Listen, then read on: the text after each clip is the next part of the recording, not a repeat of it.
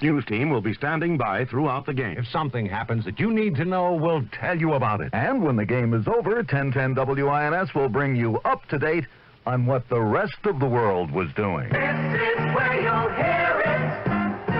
Hear it on 1010 New York Wins. Well, we're not having any pregame show today because of this extra game, breaking the usual norm when on the day-to-day schedule we've had a pregame show. So our starting time for baseball this afternoon, direct from Fenway Park, will be 2:30.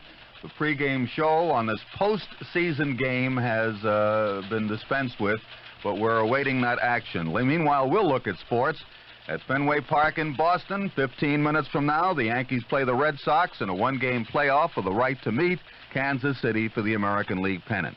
New York and Boston finished with identical records of 99 and 63. WINS will bring you all the action of today's big game show, now starting at 2:30.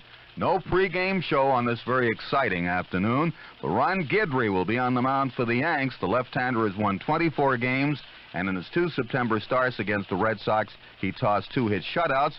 He'll be opposed by former Yankee Mike Torres, who lost twice to his old teammates in September.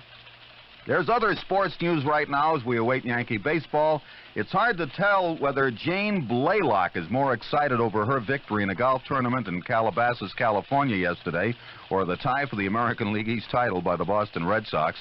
The avid Boston fan took the $100,000 golf tournament by 2 strokes over Hollis Stacy. And Blaylock said she plans to watch the playoff game between the Red Sox and the Yankees on TV today. Now, Pat Hernan takes a look at Monday Night Football.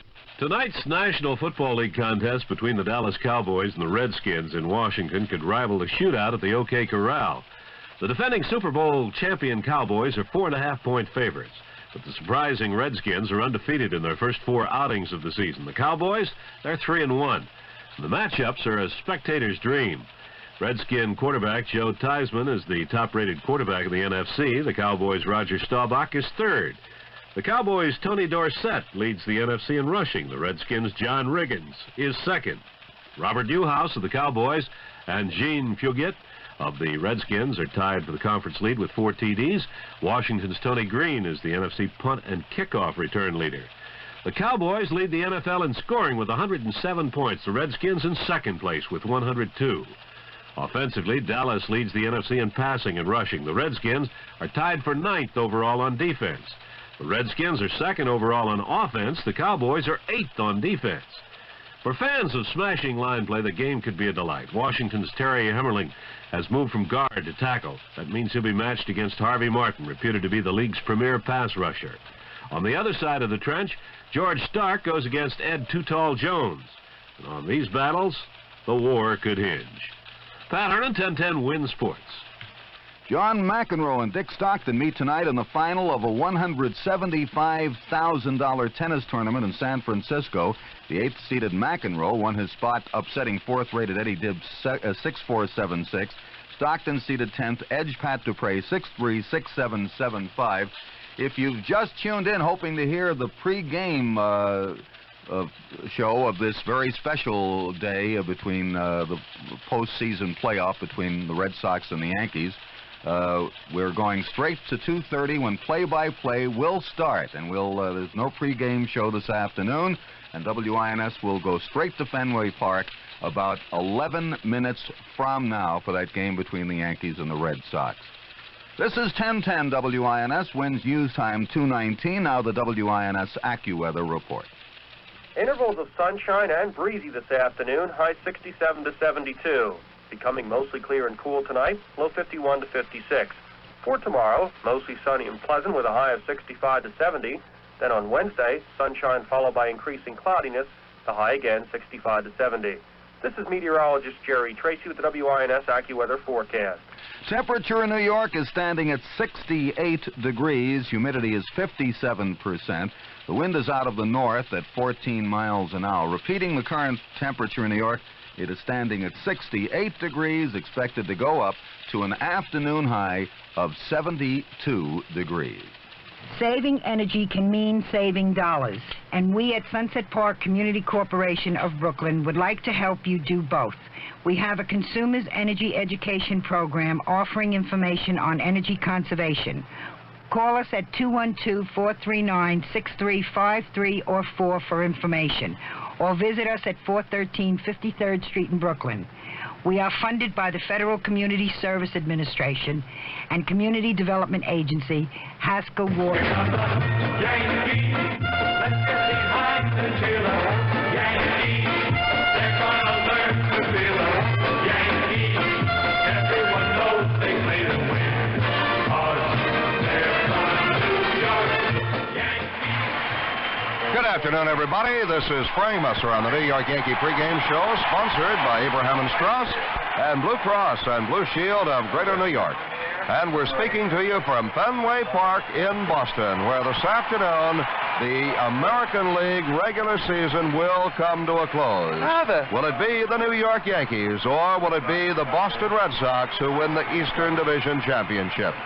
That question lies in the hands of the guys who'll be on the field in just about 10 minutes, because the Yankees and the Red Sox wound up the regular season with identical one-loss records of 99 wins and 63 defeats.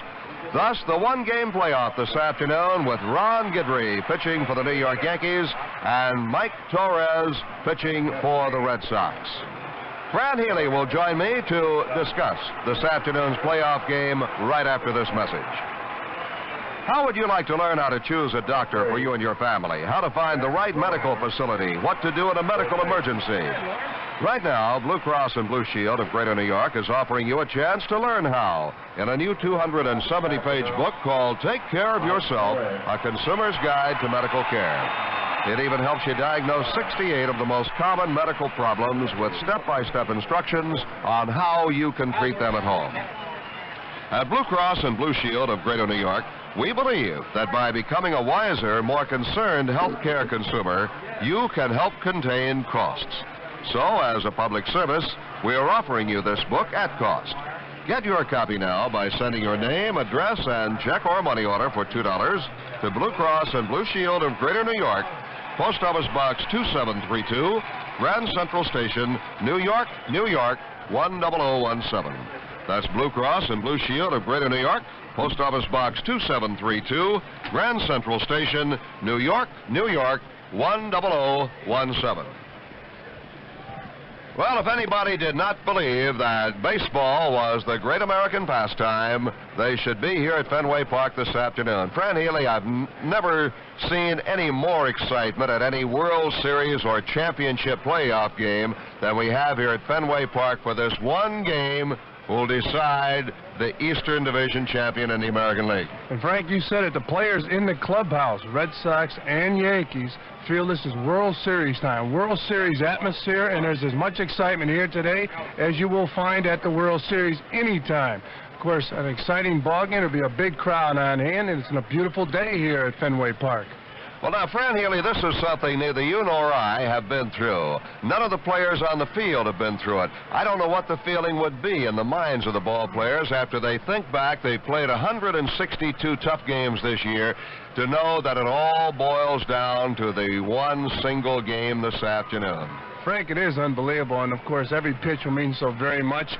Of course, the season started off, the Red Sox off to a torrid pace early in the season, way out in front of the Yankees. July 19th, 14 games in front of the New York Yankees. Of course, the Yankees ready to throw it in for the season, but they turned it around. They caught the Red Sox, the greatest comeback in the history of modern baseball. Of course, in 1904, the Boston Braves right here in Boston came back from 15 games behind in July, but a great comeback by the Yankees this year. They caught the stunned Red Sox, went ahead of the Red Sox, and the Red Sox played catch-up ball. They caught the Yankees, and of course now it's a new season, and one game determines the winner. Now, Fran Healy, what about this comeback by the Yankees? They've had to play their hearts out. It's really been tough to overcome that 14-game Boston lead.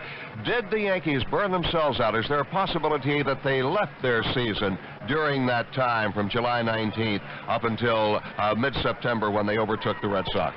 Frank, good point. There's always that possibility, but I've seen the Yankees last year all kinds of turmoil. They won it. They won it. They worked hard to win it. Right now, they know they came back 14 games out, and they feel they can win this ball game. All they have to do is give it 100% one more time. Last year, Frank, I felt that the season had taken its toll on the Yankees. They would have their problems in the playoffs. They came back in a dramatic finish against the Kansas City Royals in Kansas City. They were down in that ball game. Everybody was exhausted. They came back. They won that game, an unbelievable comeback. They get into the World Series, play the Los Angeles Dodgers. You have to feel, again, the season had taken its toll. They turned it around. They were victorious against the Los Angeles Dodgers. So I feel there's a possibility here today, but I've seen the Yankees do it before, and from the way things were going in the clubhouse, they will do it again. We'll be back on the pregame show in just 1 minute. Hey, Yankee fans, the men at the men's store at Abraham and Strauss have a handsome offer for you from Royal Copenhagen. If you're a man, or if you know a man who likes to get around in style, you'll love the Royal Copenhagen Traveler, a deluxe club bag elegantly designed in royal blue nylon with a convenient shoulder strap and a handy outside pocket. It's just the thing to take with you for those after-work workouts or for those quick weekend getaways. And at the men's store at Abraham and Strauss, you'll find it already packed with a 2-ounce bottle of classic Royal Copenhagen cologne, plus a 2-ounce bottle of refreshing Royal Copenhagen aftershave. It makes a great gift item. And the Royal Copenhagen Traveler is a marvelous buy, only $12.50 with any $7 purchase from the distinguished collection of fine grooming products by Royal Copenhagen, the aristocratic fragrance for men. So travel in style with the Royal Copenhagen Traveler. It's available right now at the men's store at Abraham and Strauss. This afternoon, Ron Guidry pitching on 3 days rest. He's the Yankees' best. The Red Sox really are not going with their best pitcher, and that is not to say the Tories might not go out this afternoon and pitch a no-hitter. We don't know what the man will do. He is a good pitcher. However, on record, he is not the best pitcher on the Red Sox staff. That honor would go this year to Dennis Eckersley. But Guidry, without a doubt, is the Yankees' best. The Yankees are playing without their regular second baseman, Willie Randolph. Brian Doyle will be in there as his replacement. The Red Sox are playing without their regular third baseman. Butch Hobson will be the designated hitter with Jack Brohammer at third base. We'll be back with a final thought on this playoff game in just 1 minute. A message to businessmen from the Red Baron. Businessmen are very demanding of the airline they fly, but I don't mind, because I am very demanding of the airline I run. I want Lufthansa to be the #1 airline of the international business traveler. So I have more flights to Germany than anybody else, and hundreds of flights a week from Germany to 40 major European cities. I can take you to 115 cities on all continents. If you check with me in advance, I'll arrange to have your mail delivered to any of my offices worldwide. I'll help you to find a translator in Kuwait or a hotel room in Warsaw. I'll even tell you where to go for a hamburger in Frankfurt. You'll find I have many more special services, and I only hope they'll be as profitable to you as you are to me.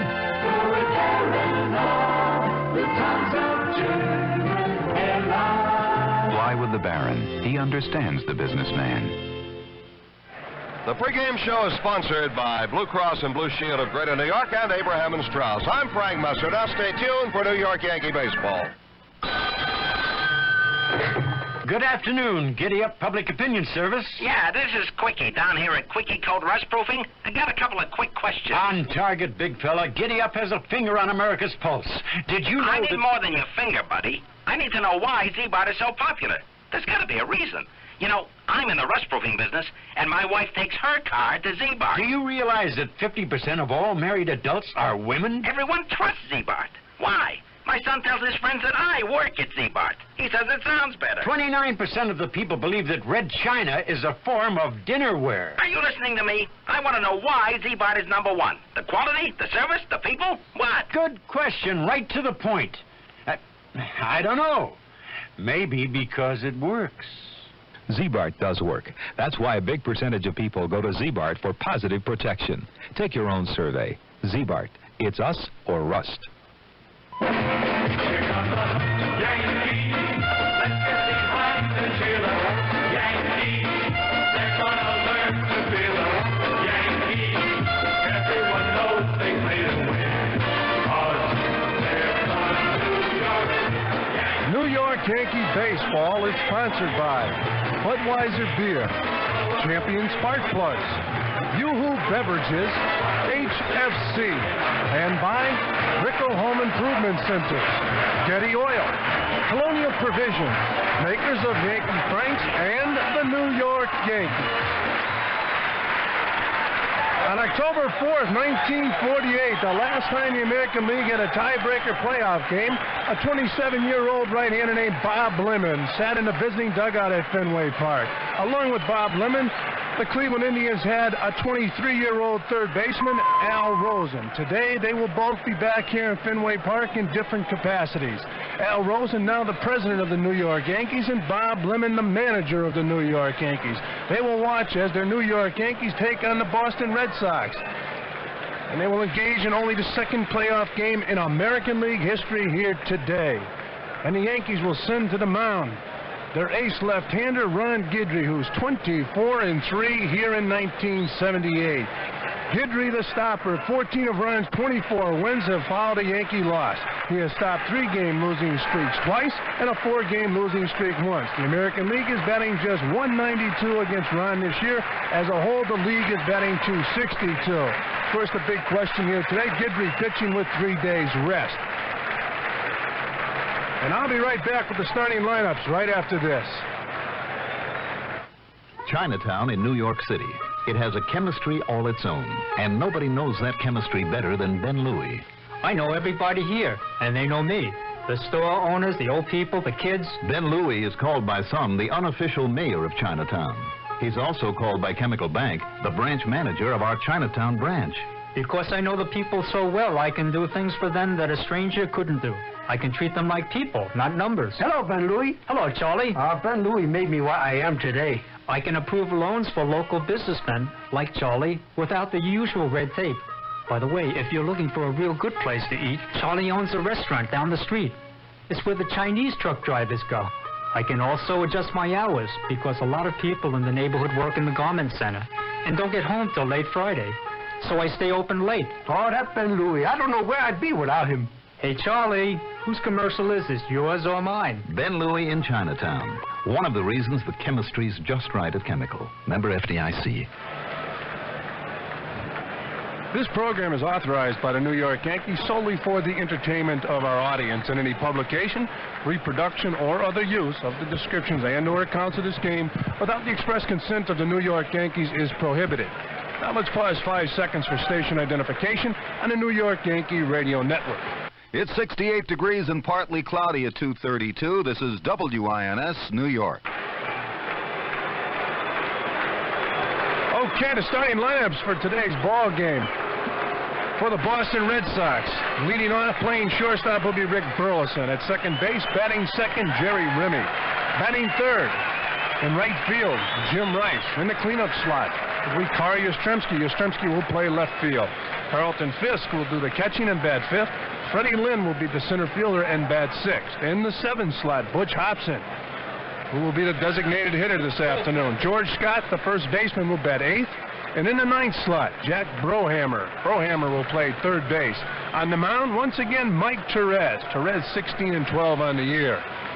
For the Yankees, leading off, playing center field, the catalyst, Mickey Rivers. Batting second, the catcher, Thurman Munson. In the third slot, in right field, Lou Piniella.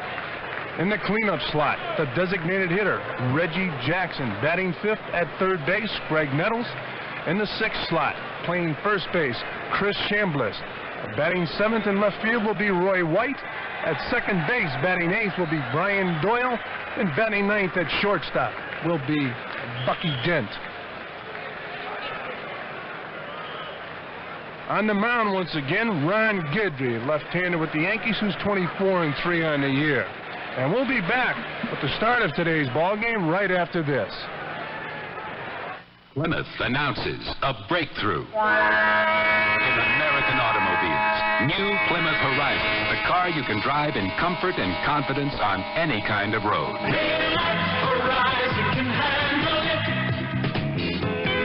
Horizon gives you superb traction and stability in rain, in wind, in snow, because it's the first American-made car of its size with front-wheel drive.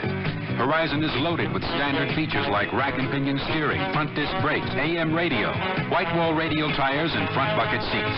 And the EPA estimated a manual transmission Horizon at 38 miles per gallon highway 25 city. Your mileage may differ, and Horizon is base priced at just $37.06, excluding taxes and destination charges.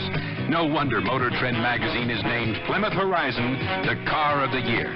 Anytime you want to go anywhere in comfort and confidence, relax. Horizon can handle it.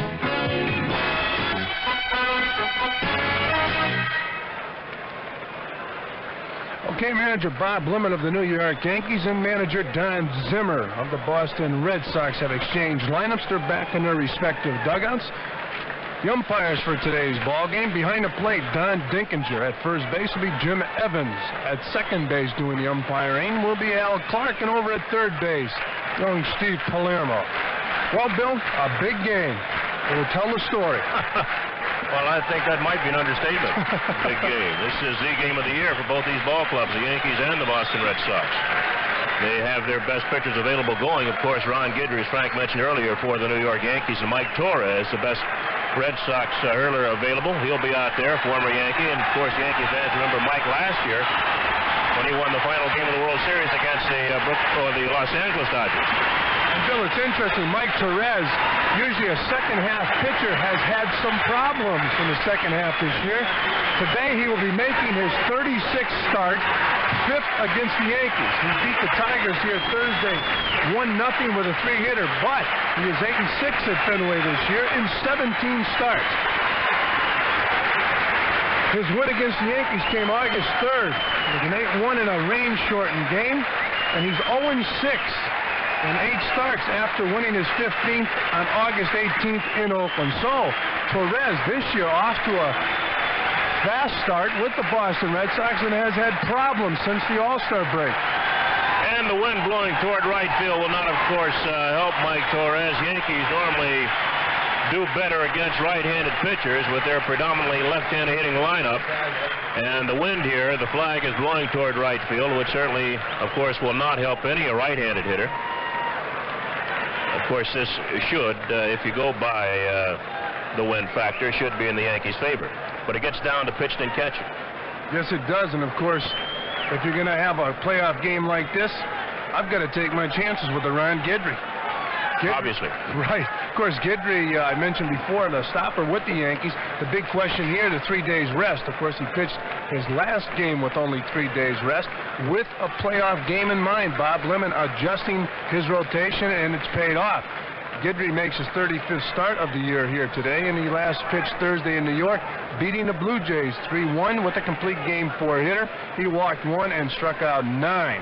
And, of course, that was with just 3 days rest. So, once again, Guidry will be on the mound against a hard-hitting Boston Red Sox with 3 days rest in a hitter's ballpark, Fenway Park in Beantown, a great hitter's ballpark. And, of course, they've designed their ball club around this ballpark. They have the right-handed swinging Jim Rice and Carlton Fisk.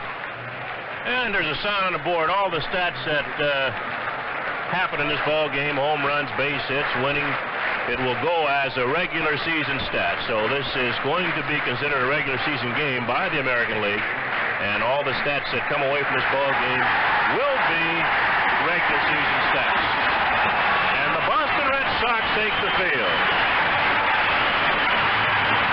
And Bill, before the ball game, I talked to Ron Guidry. He asked me how many strikeouts Nolan Ryan was ahead of him, and it happened to be 15 at the time. And he said, well, it'll be a challenge. So Guidry would like to pick up 15 strikeouts. Of course, going with the 3 days rest takes its toll on a hard thrower. When you have a control pitcher, he can go with the 3 days rest. The hard thrower, he'll lose just a little bit off his fastball. But, of course, the adrenaline will be flowing here in Boston. And obviously the fans are up for this ball game as they go wild when the Red Sox took the field. Oh, while we're waiting for Mike Torres to warm up, we might as well give you the individual leaders. It looks like Rod Carew has won another batting championship. Have you gone over these, Fran? No, I haven't. Rod Carew batted .333. That was 9 points ahead of Al Oliver of the Texas Rangers. Oliver .324. Of course, Piniella and Rice will be in a battle here this afternoon for third place. Rice now batting at .315 and Piniella at .314. Ben Ogilvie of the Milwaukee Brewers had a fine year, .303. Leon Roberts of the Seattle Mariners, .299. Amos Otis of Kansas City, .298, along with Fred Lynn, the center fielder for the Red Sox, at .298. Thurm Munson of the Yankees at .297, and Lyman Bostock. The late Lyman Bostock of the California Angels finished the year at .296. Rice leads in home runs with 46. Don Baylor of the Angels, 34. Andre Thornton of Cleveland, 33, and that 33rd was quite a painful home run hit against Catfish Hunter in the first inning yesterday. Larry Heisel at 33, and Gorman Thomas of the Brewers at 32. Rice leads in runs batted in, 138. Staub of the Tigers, 121. Heisel, 115. Thornton, 105. Carty of Oakland, and Baylor of California, 99. And those are the final stats in the American League. Of course, some subject to change because of what's going on here this afternoon. Okay, Bill, now defensively, the Red Sox. George Scott at first base, Jerry Remy at second, Rick Burleson at short, Jack Brohammer at third base. Of course, Butch Hobson will be the designated hitter today, has had elbow problems, had chips in the elbow, and has, because of this, many errors. In left field, Carl Yastrzemski, center field, Freddie Lynn in right field, Jim Rice. First they got Dwight Evans out of lineup, has been in a slump, and Evans, a great defensive outfielder, so that might hurt. Behind the plate, Carlton Fisk, and on the mound once again, Mike Torres. Stepping in for the New York Yankees, the key to this ball game, I feel, Mick the Quick, Mickey Rivers. He'll be followed by Thurman Munson and then Lou Piniella. Now here with the play-by-play, Bill White. All right, Fran. Rivers batting .264 overall, 11 home runs, 48 runs batted in. Mickey against Boston. So far this year is batting .256. He's been up 43 times, has 11 base hits. Wade at third base is Jack Brohammer. George Scott also shortens up at first base as the ball game is just about ready to get underway. Torres bends forward for a sign. Now he rocks and deals. A curveball, it's down low, ball one. Mike on the years won 16 ball games and lost 12, as Fran mentioned to you earlier. Taking plenty of time now. Gets a sign and the pitch. Inside and high. 2 balls, no strikes.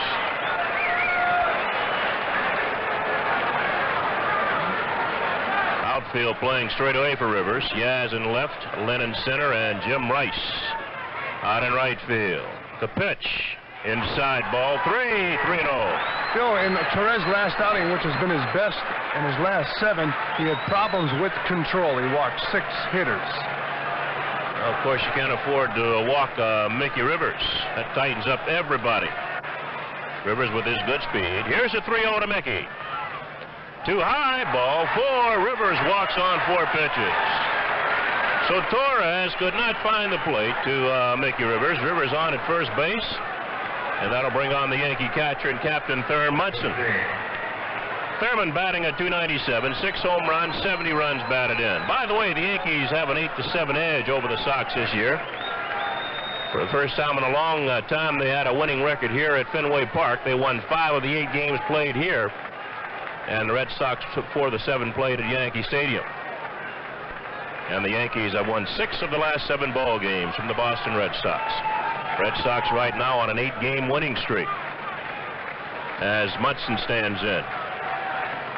George Scott holding Rivers as Mickey takes a medium-sized lead off first. Torres likes a sign from Fisk. Still hasn't started up. Now he goes up. Checks Rivers. And the pitcher goes Mickey too high. Throw down to second. He's safe at second base. Mickey Rivers stole on the first pitch. Ball was inside and high to Munson. Fisk throw. Easy play for Fisk to handle. Throwdown was too late. Rivers in at second base safe. They count a ball and no strikes on Munson. Just goes to show how difficult it is to throw on Mickey Rivers. You just mentioned the ball is a good pitch to throw to second base. Fisk got rid of the ball quickly. Rivers with a fair jump just beat the ball to second base. So Mickey off second base, nobody out here in the first inning. Yankees trying to get on the board first. That would give them quite a psychological advantage. Now the pitch to Munson. He tries to check his swing, can't. A 1-1. Don Dinkinger's the home plate umpire. Jim Evans at first base. Al Clark down at second base, and Steve Palermo is umpiring at third. Now Torres taking plenty of time. Now the big right-hander sets. And the pitch. Outside. 2 balls and a strike on Munson.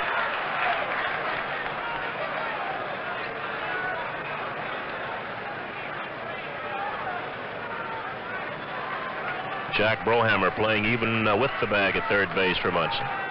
Burleson sneaking in behind Rivers. Now he backs off. Swing and a miss by Munson.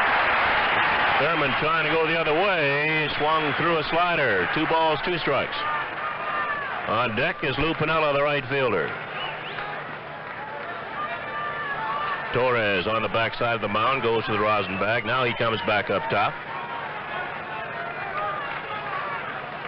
Rivers takes his walking lead off second. Once again, Burleson tries to hold him. The pitch. Down low, gets past Fisk, but not far enough for an advance. 3-2. Carlton Fisk with a fine block. Now it looks like the Boston Red Sox bullpen is going to get busy early.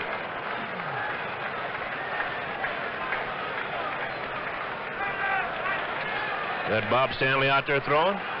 Yes, Bob Stanley, a right-hander's up throwing already. Count 3 balls and 2 strikes on Thurman Munson. Nobody out here in the top of the first. Mickey Rivers off second base. He's checked by Torres. Spin, throw the second, but Rivers dives back in. He's safe. Bill Stanley, who's warming up in the Red Sox bullpen, pitched 7+ innings on Friday night. Of course, both managers will use everybody today. Now Torres wants another sign. He gets it. He's at the belt. 3-2 pitch to Munson. Swung on and missed. Got him with a breaking ball. Thurman Munson swung through a slider with the first out. Rivers still at second base.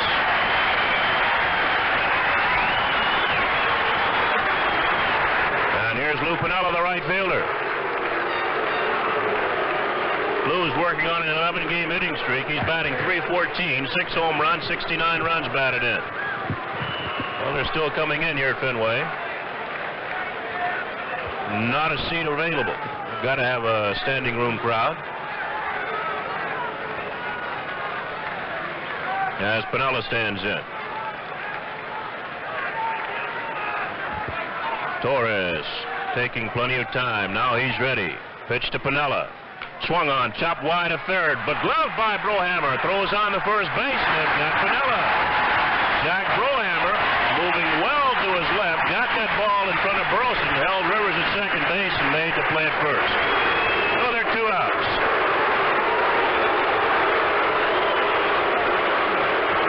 That'll bring on Reggie Jackson, the designated hitter.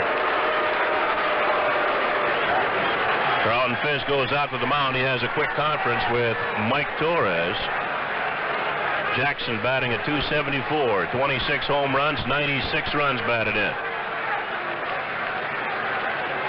Reggie has a couple of words for Carlton Fisk after Fisk gets back behind the plate. Then he backs out. Wind blowing toward right, not as hard now. Of course, when Jackson gets into one, it doesn't make any difference which way the wind is blowing. They move Rice deeper toward the corner in right field for Jackson. As Torres sets. Pitch to Jackson. Swung on and missed. Reggie was trying to hit that Prudential building out there about 10 miles from here. It really was. Looks like that might be close to being the highest building in Boston way out there in right field. No balls and a strike on Reggie Jackson. 2 outs. Rivers down at second base. No score here in the top of the first. The next pitch. On the inside corner, strike 2. No balls, 2 strikes.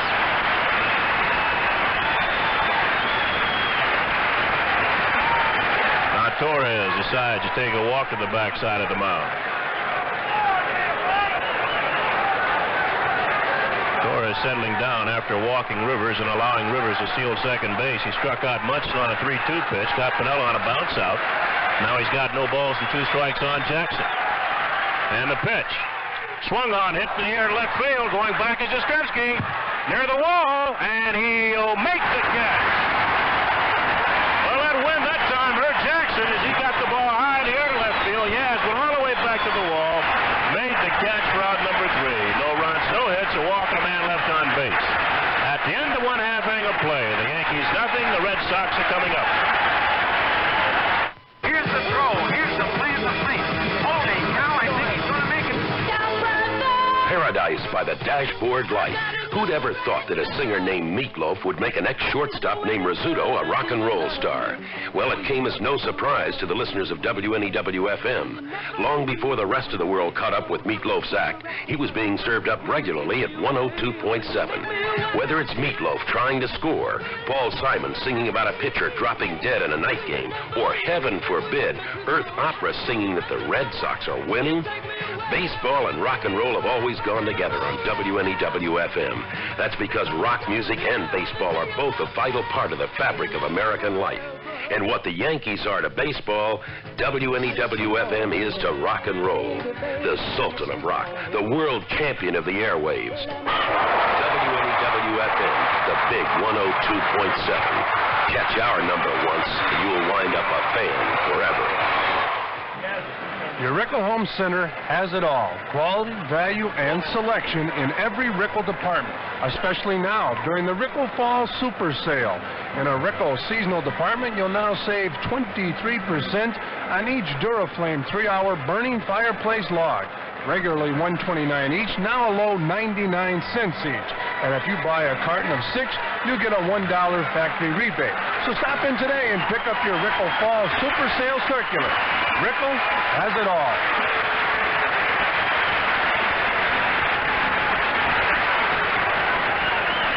Well, Rick Burleson will lead off for the Boston Red Sox here in the bottom half of the first inning. Reggie Jackson scared everybody here. If you're a Red Sox fan, as he had a towering drive to left field, got it up in the wind, and the wind kept the ball off the wall and out of the ballpark, and in the ballpark, rather. Looks like the ball might be at least on the wall. Now here's Burleson. First pitch is fouled back and out of play. Burleson batting at .248, 5 home runs, 49 runs batted in. Netto's checking the sun at third base. Guidry rocks and deals. Too high. A ball and a strike. It'll be Burleson, Remy, and Jim Rice against Ron Guidry here in the bottom of the first inning. Swing and a miss. Good slider. 1 ball, 2 strikes on Burleson. Guidry on the year, 243 strikeouts. Did you say that Nolan Ryan has 258? Right. Struck out 15 yesterday.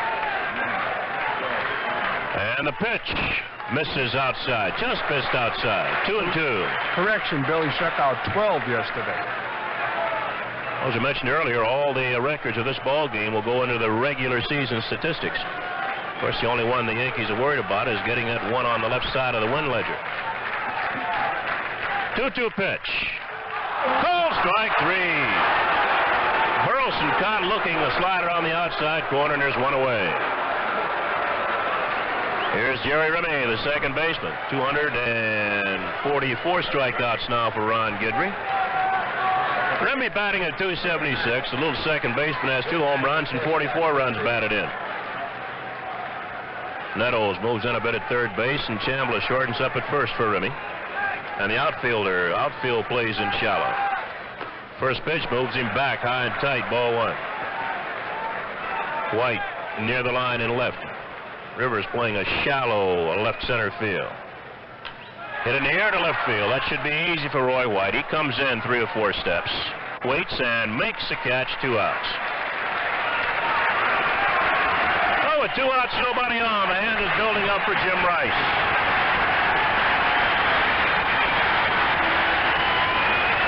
And now the Red Sox fans give Rice a standing ovation. Bill, although most of the ballots have been cast, this is an MVP confrontation, one-on-one here. Ron Guidry, an unbelievable season, and also Jim Rice with an unbelievable season. Rice batted .315 so far this year, 46 home runs, 138 runs batted in. And the first pitch is swung on and missed. Pitcher like Guidry can overpower a Jim Rice. long as he has his good stuff. He makes Rice hurry the bat. He can't afford to wait long. The next pitch, swung on and missed. 2 good fastballs, 0-2. Of course, if you're going to put Rice in a certain category as a hitter, as far as hitting certain pitches, he should be a good fastball hitter. Here's a 2-strike pitch, low and in. Well, a good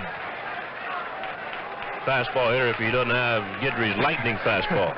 Right. Of course, Guidry has that hard slider. It looks like that good fastball. You start it out and the ball breaks. You have no time to hold up. Here's a 1-2 to Rice.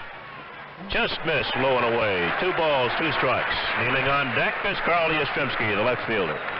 No score, playing the bottom half of the first inning here at Fenway. This will be the final game of the regular season. 2-2 pitch. Swung on and missed. Got him with that big slider. Rice goes down swinging and the side is retired. 3 up and 3 down.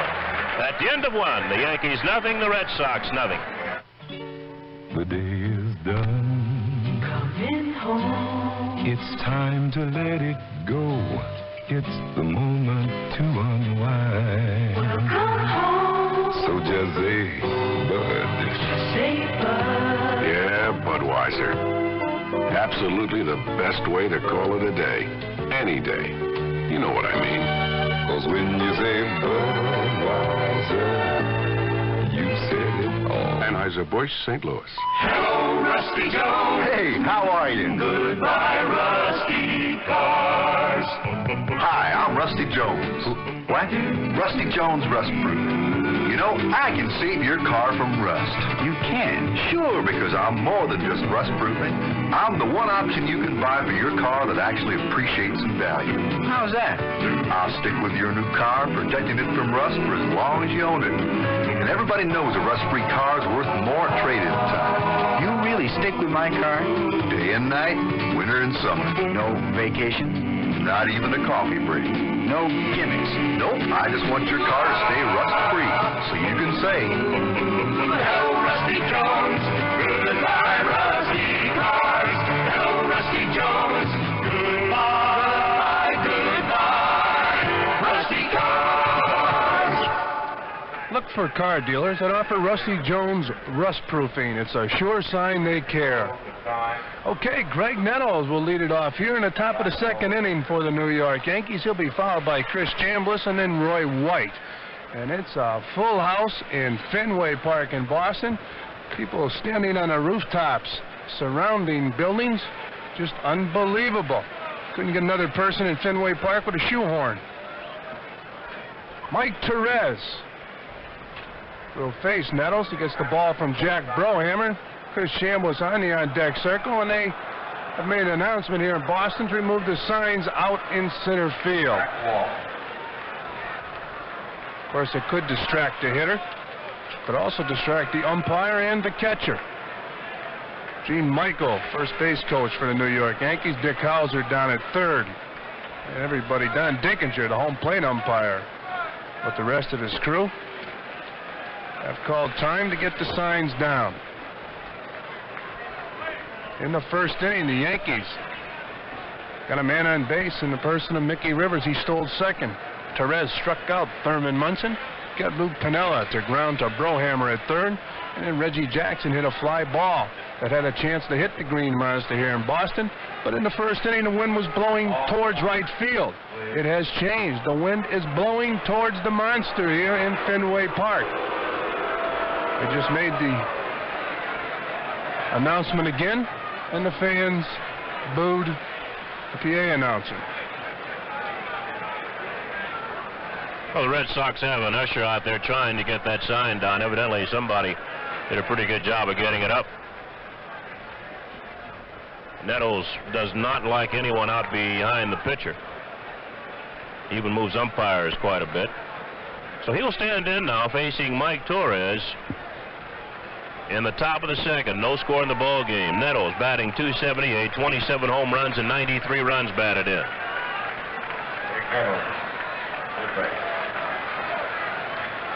First pitch to Nettles. Backs him off, high fastball.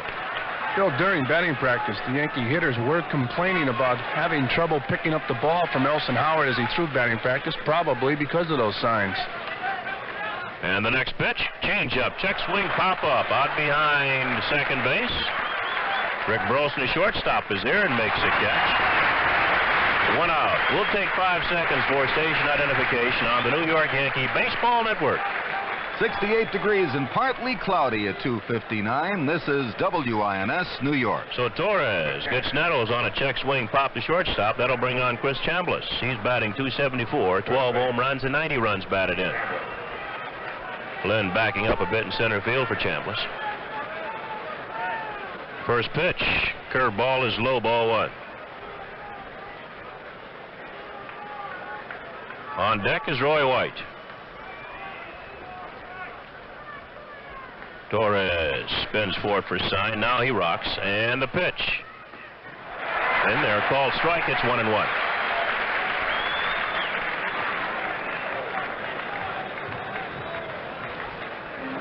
Don Dinkinger umpiring behind the plate. Here's a 1-1 delivery to Chambliss. Misses inside, a slider, 2 balls and a strike. Dinkinger is getting a bit of help from these Boston fans behind home plate. And the 2-1 pitch. Change up line right to George Scott. George Scott to his left made the catch. 2 outs. By the way, we've got 2 players who were chosen American League Players of the Week. The Yankees' Ed Figueroa, who won 2 and lost none with a 0.50 ERA, and Denny Eckersley, the right-hander for the Boston Red Sox. So they're co-players of the week the past week. Ed Figueroa, who won his 20th his last time out, and Denny Eckersley, who also won his 20th. Here's White. He backs off a fastball inside. 2 outs, nobody on. Top of the second, no score. Here's the 1-0 pitch to White. Swung on and missed. 1 ball, 1 strike.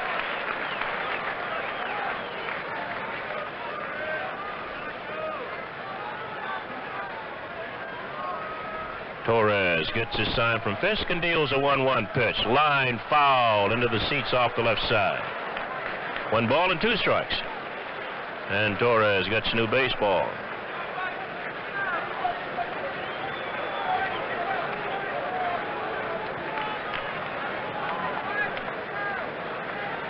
Shadow now halfway from the screen to home plate. Pitch, swung on and missed. Got it with a breaking ball. White goes down swinging, and the side is retired. 3 up and 3 down after 1.5 innings of play. The Yankees nothing, the Boston Red Sox nothing. People use our money to get the most out of life. It's the same old story. You went shopping and now you've got some big bills to clear up. Well, with an HFC bill payer loan, you could consolidate those bills and make 1 monthly payment that may be less than the total payments you're making now. The bill payer loan, a solution to an old story. HFC, an equal opportunity lender. Come on into HFC. I'm gonna send you and your bug transmission back to the country you came from. You're trying to destroy me. Don't send your foreign car into exile. Come to AMCO Transmissions. We have a thorough understanding of foreign cars. In fact, AMCO expertise has reunited more owners with their foreign cars than any other transmission specialist. And AMCO will put you and your car back together again. Hey, now you're speaking my language. Rico has it all. Everything you need for your home or car at great savings. Right now, during the Rico Fall Super Sale, you'll save 30% hands down of all season windshield washer solvent.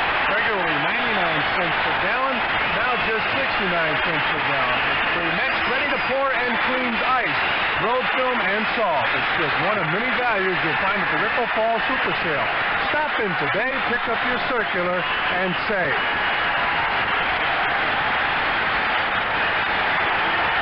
Carl Yastrzemski will lead it off for the Red Sox here in the bottom of the second inning. He'll be followed by Carlton Fisk. And then Freddie Lynn to center field. It is no score after 1.5. Bill? And Yastrzemski got a long standing ovation from the Red Sox fans. He's batting .276 this year with 16 home runs and 79 runs batted in. And a slider's a called strike. No score playing the bottom of the second. Nothing on the scoreboard but zeros. The next pitch, swung on, drilled down the right field line. That's going to be trouble. It is gone. A home run for Carl Yastrzemski. Carl Yastrzemski got a high slider and pulled it down the right field line for his 17th home run of the year. And the Red Sox lead 1-0. Mistake that Carl Yastrzemski took advantage. Ron Guidry got that slider up. Carl Yastrzemski drove it deep into the right field seats. Had a chance to curve foul, but stayed fair. The Red Sox now out in front of the New York Yankees. 1-0, and Carlton Fisk will come to the plate. Oh, Guidry normally keeps that slider down. He got that one up a little bit, slid out over the plate, and yes, got the bat out in front of it. Here's Carlton Fisk, the catcher.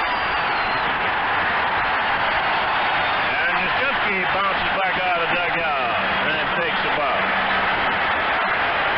Fisk batting at .283, 20 home runs and 88 runs batted in.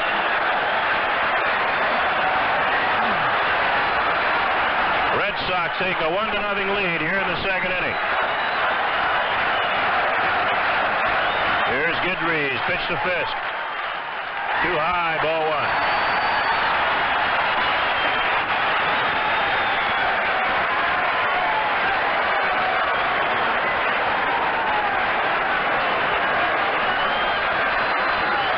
And the next pitch. Too low, 2 balls, no strikes. Well, against the Yankees this year, Fisk batting at .246. He's been on 57 times, has 14 base hits, 2 home runs. 12 runs batted in. That's more than any other Red Sox driven in runs against the Yankees. Rice has 11 on 3 home runs. Pitch is swung on it deep to left field. Roy White is there and makes a catch just in front of the warning track. And there's one away. Here's Fred Lynn, the center fielder. Lynn batting .298, 22 home runs, 81 runs batted in.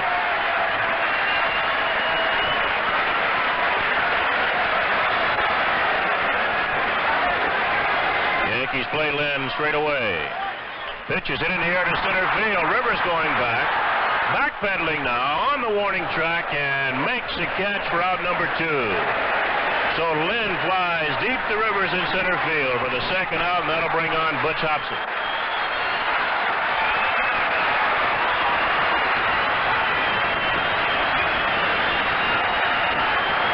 A .250 hitter, 17 home runs, 80 runs batted in. He's a .231 hitter against the Yankees this year. Swings and misses a fastball. No balls and a strike. On deck is George Scott. The next pitch is fouled back up against the screen. 0-2 on Hobson. So far, Guidry has struck out 2, giving him 245 on the year. He's working quickly now on the pitch. Fouled back again by Hobson. And, Bill, that's when Guidry works his best, is when he works quickly. He's ready again, and the 0-2 pitch. Too high with the fastball. 1 ball and 2 strikes.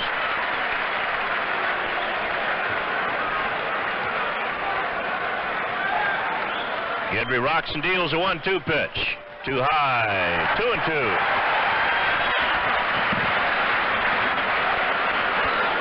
Eddie O's coaching third base for the Red Sox, and Johnny Pesky coaching at first. Guidry gets his sign for Munson, and the 2-2 pitch. Hit on the ground to third. Short hop by Nettles. Fires across the channels. Have got Hobson, and the side is retired. The Red Sox pick up a run on a home run by Carl Yastrzemski. And at the end of 2, Boston won, the Yankees nothing. They came from across the sea, from Japan, Germany, England, Italy. Bright and eager to show what they could do. They were foreigners in a foreign land. But one thing that was true in the old country, was also true in the new. You can't buy a better plug for any kind of car than Champion.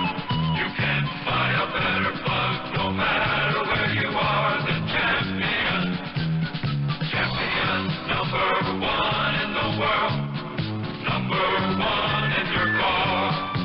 Imports from every country find America is the land of opportunity. The opportunity to use Champions, the world's best-selling spark plug. The plug that wins more big races. For imports, you can't buy a better plug than Champion. You can't buy a better plug than Champion. You can't buy a better plug than Champion. You can't buy a... Today's game is brought to you in part by Specs, makers of fine athletic shoes for basketball, tennis, jogging, or just hanging around New York.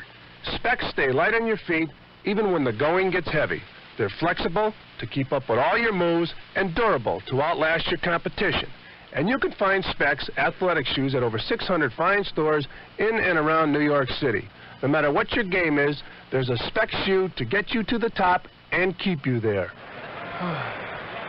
Okay, Brian Doyle leads it off for the New York Yankees. The top of the third inning. The score, the Red Sox 1, the Yankees nothing. Carl Yastrzemski with a home run in the bottom of the second inning to put the Red Sox out in front.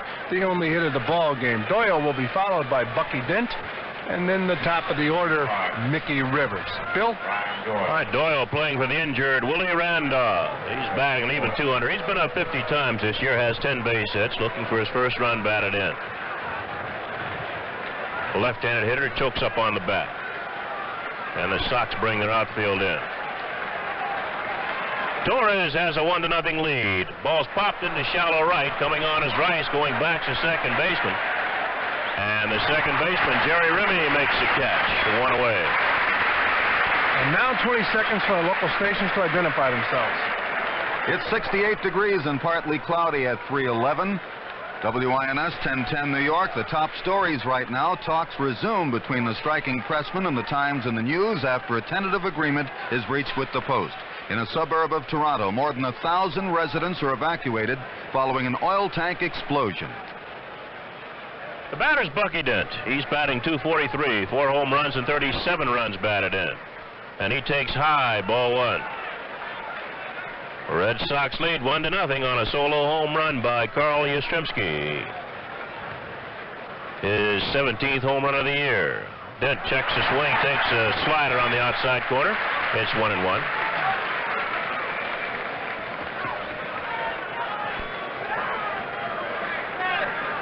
On deck, Mickey Rivers. Torres, the next pitch, too high with the fastball. 2 balls and a strike.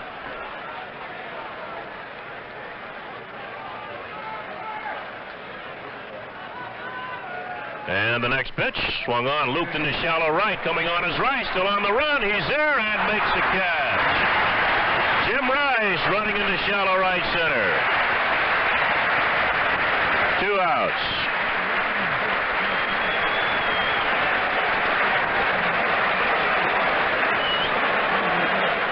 Because of the injury to Hobson's elbow, we have Brohammer playing third base. Normally, Dwight Evans would be in right field, but Rice is out there with Hobson, the designated hitter. Here's Mickey Rivers, who walked and stole second base in the first inning, but was left stranded. First pitch to Mick, swung on and missed. Brohammer once again weighing on the grass at third base, and the first baseman, George Scott's playing even with the bag. Torres with the next pitch. Moves him back high, 1-1. On deck is Thurman Munson.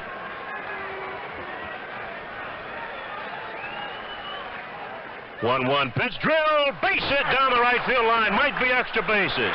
Rivers around first, digging for second, and he'll make it there standing. Rice gets the ball into the cutoff man, second baseman Jerry Remy. Well, he got Rice in even with the bag, and Rivers just drilled a shot past him down the right field line. And Bill, the first 2 pitches to Rivers were fastballs inside that Rivers took one and swung and missed the other. Of course, it's very difficult to throw that ball by Mickey Rivers. Torres tried it again. Rivers hit a bullet down that right field line. Well, so far, Torres has thrown nothing but fastballs and sliders. He hasn't changed up, and it does not look as though he's going to throw a breaking ball. And that's interesting. I talked to him before the ball game. He said he had problems his last 6 starts because he was a 2-pitch pitcher. He threw the fastball, he threw the curveball. He said that he wants to throw the slider more often today and also the straight change. Here's Munson. He's been up once and struck out.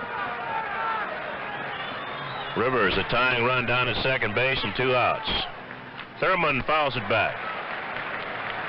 He jumped on a high fastball.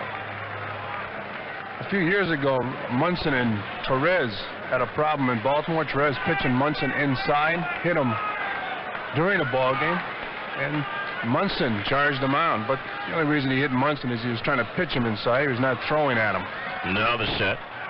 Check of the runner at second base. Checks him again. And the pitch to Munson. Low and blocked nicely by Fisk. A ball and a strike.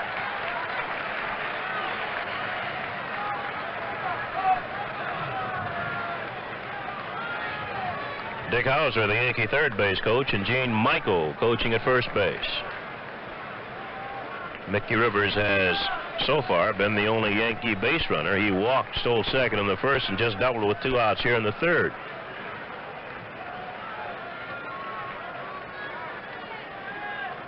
Munson backs out. Now he'll get back in. Torres looks in at Fisk for a sign. The right-hander sets. The pitch. Line fouled into the seats down the right side. 1-2 on Munson. Thurm, after striking out on that hard slider way, seems to want to go to right field now. Torres might come back inside with a fastball, and that wind now blowing toward left field as it's really swirling here at Fenway Park. With the count 1 ball, 2 strikes on Munson.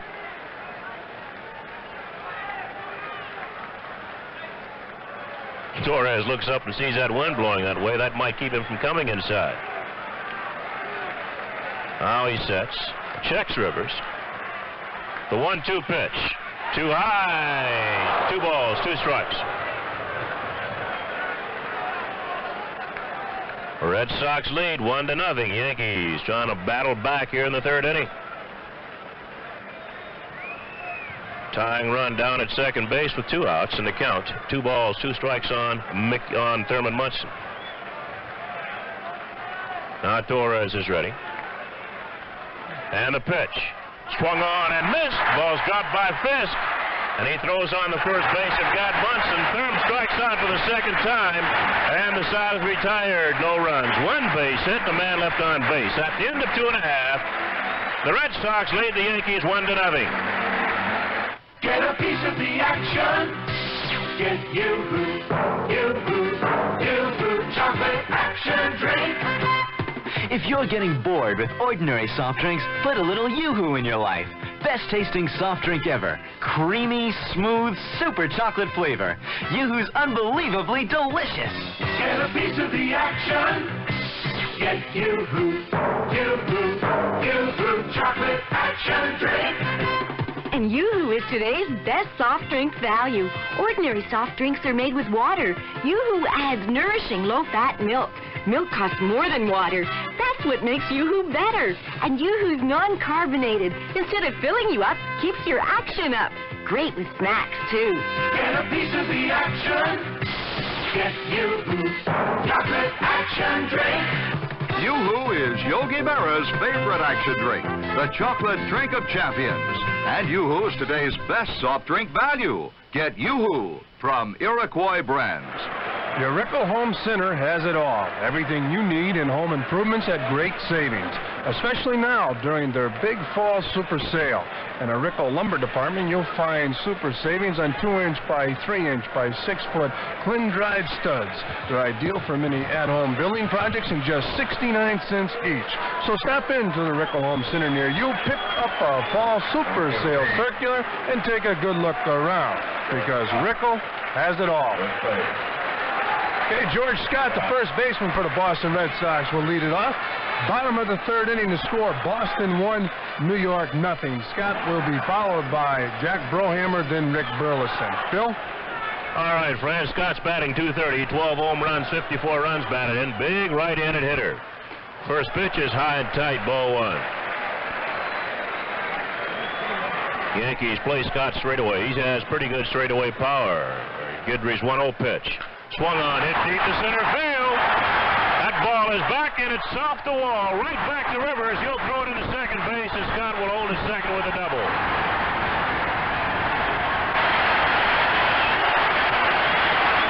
Well, George Scott ripped one straight away center field. Rivers evidently did not see the ball. I don't know if he's got his glasses on or not. Mickey's coming in now. He might have either broken his glasses or he does not have glasses, so he's coming in for glasses.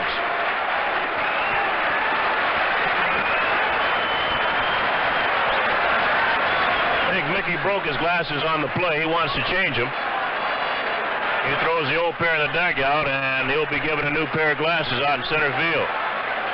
And Bill, a reminder, some of our pregame guests receive a gift pack of toiletries from Yovan. The earthly fragrance of Yovan Musk Oil, Aftershave, Moisturizing Balm, Stick Deodorant, and Shower Soap. Others receive the Ponex Dial Massage Shower Head, the only massaging shower head with 4 different sprays in one head. Dial 4, great feelings. On that fly ball to center field, Bill, ordinarily, I think Mickey Rivers gets a great jump on a ball, can outrun the baseball, and would have caught that ball. Obviously, his glasses broke. Very difficult to see the ball without the glasses in the sun.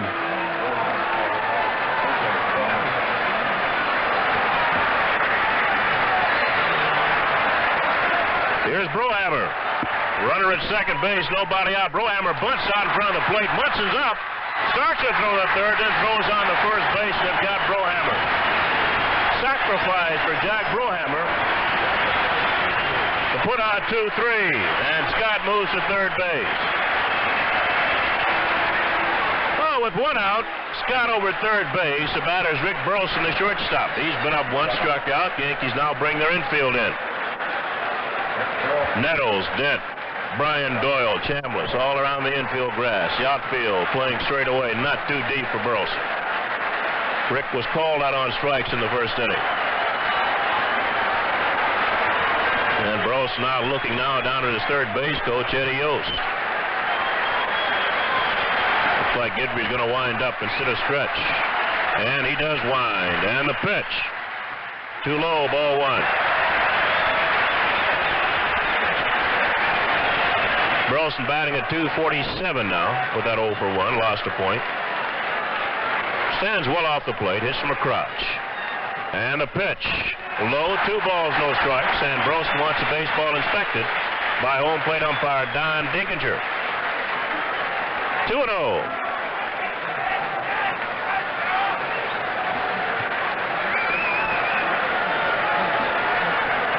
And the 2-0 pitch.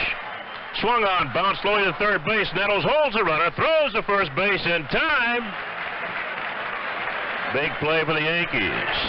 With the count, 2 balls and no strikes, Guidry got that slider down. Burleson bounced out 5-3 with Scott holding at third. Here's Remy, the pesky little second baseman. Remy's been up once and flied to White in left field, a left-handed hitter.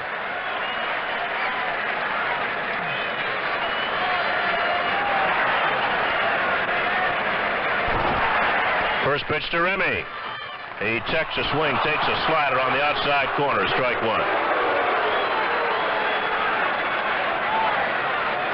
Well, a lot of umpires here this afternoon. And the pitch just missed outside. It's 1-1. Of course, it pays to say something to the umpire. If it's close the next time, you might get it. Here's the 1-1 pitch. Called strike 2, letter high slider. 1 ball and 2 strikes on Remy. And Remy steps back to say a few words to Don Dinkinger. I believe it's politicking. If that pitch is in the same area, he'd like to have it ruled in his favor. Here's the 1-2 pitch. Swung on, lifted to shallow left. White starts in. He's got plenty of time. He's there and makes the catch. The side is retired. No runs, 1 base hit. Scott left at third base. And at the end of 3 here at Fenway, the Red Sox won, the Yankees nothing. Wherever you may roam, you'll find our name is known. You can trust a Delco. Delco? Delco Freedom Battery. The The Delco Freedom battery is truly maintenance-free. It never needs water, so the power is sealed in. Get freedom. You'll say, thanks, Delco. You're welcome. They've got the stuff when the starting's tough. You can trust the Delco. Thanks, Delco. Delco Freedom Battery. Delco, thanks, Delco. Ever think about what goes into building a quality tire? Firestone does. It's a complicated process taking the right blend of technology, skill, and dedication to quality. Quality. That's what we strive for at Firestone, and that's what you get in our double-belted Deluxe Champion Super Belt tire. It's polyester cord body, 2 fiberglass stabilizer belts, and computer-designed thread work together to give you the performance and smooth rides you've come to expect from Firestone. But I saved the best for last. Right now, they're on super sale with the lowest prices in 3 years. You heard right. They're at their lowest prices in 3 years, and that means you save from $22 to $49 per set of 4.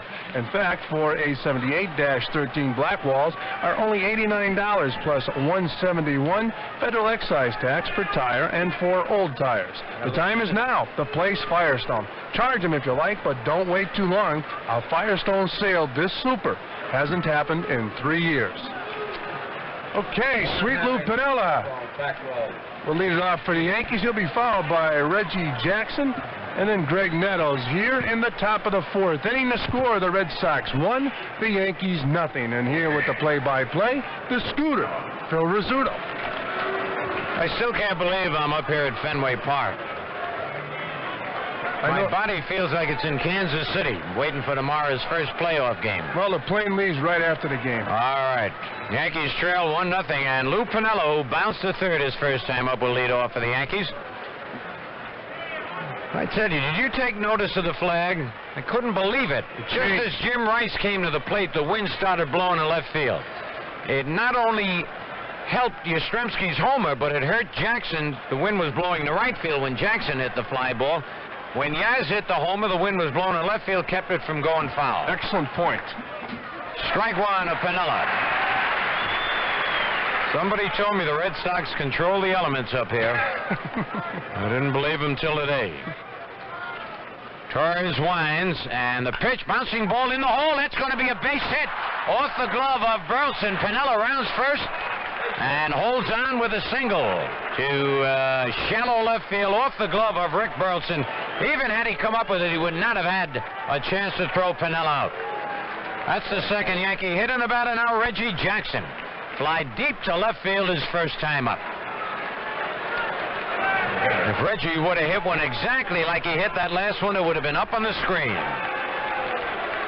It's good to see Reggie going to left with Torres, who is very fast today. And so far has not tried to pitch Jackson inside. Piniella at first, Scott holding him on. Red Sox leader 1-0, top of the 4th. Torres gets the sign. Still looking, now he sets. Comes down to the belt. And the pitch to Reggie, a curve down low, ball 1.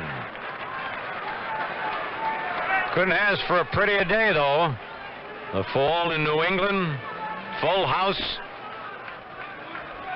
As much excitement in this game as any game in the playoffs or World Series, that's for sure. The pitch to Reggie. Line drive, but right at Jim Rice. Holy cow.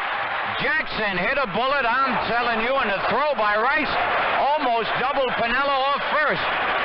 Reggie Jackson, if he'd have got that ball up in the air, would have hit the Prudential building.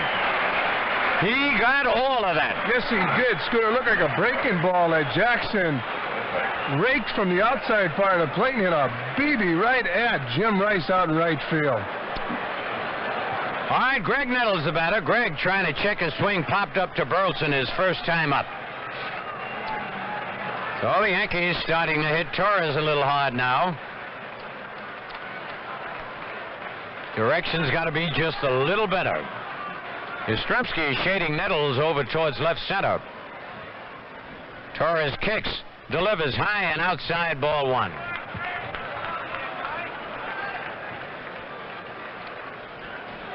Greg steps out of the batter's box.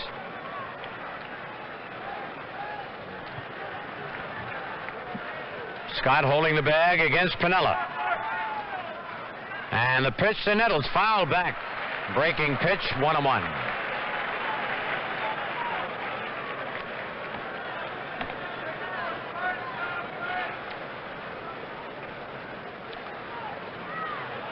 Nettles steps back, looks down at Dick Hauser, coaching at third. The stick, Gene Michael at first.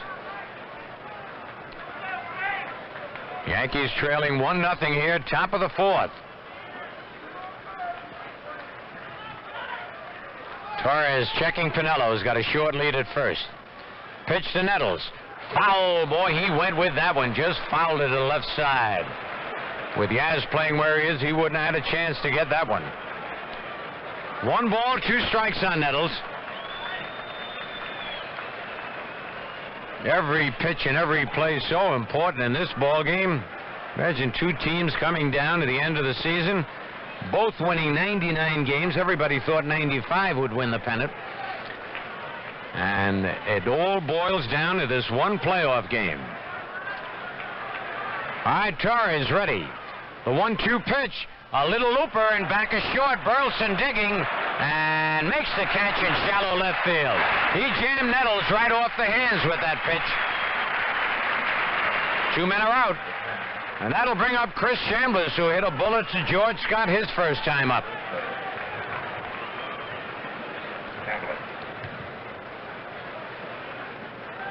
Chris is overdue.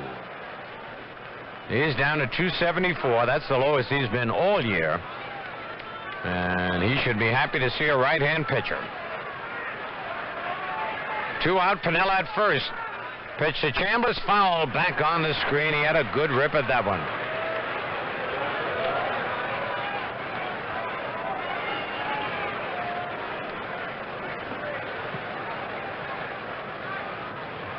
Each team with 2 base hits. The Red Sox hits have been extra base hits. Homer by Yastrzemski, double by Scott. Yankees have a double and a single. As a bouncer towards the middle, Burleson right there, steps on the bag for the unassisted force play. At the end of 3.5, it's the Red Sox 1 and the Yankees nothing. People use our money to get the most out of life. 100 years ago, a small company started lending money to consumers, and household finance was born. From the beginning, we've treated our customers with a concern for their needs and a belief that at HFC we really do help people get the most out of life. HFC, an equal opportunity lender. Come on into HFC. 2 of New York's greatest restaurants is the Assembly. That's right, is the Assembly. A great steakhouse and a great fish house. The Assembly at 16 West 51st Street in Rockefeller Center is operated by the 3rd generation of concerned restaurateurs and selects the primest of steaks and the freshest of fish. Come to the Assembly for lunch, for dinner, or after theater. You'll see why leading figures in the world of business, entertainment, and sports agree that the Assembly is New York's great dining experience. The New York Times voted the Assembly 3 stars for excellence. If you're planning an evening at the theater, include the Assembly in your plans. There's a special pre-theater and after-theater dinner, and free parking convenient to the theaters. The Assembly Steak and Fish House, 16 West 51st Street in Rockefeller Center. Call 581-3580 for reservations.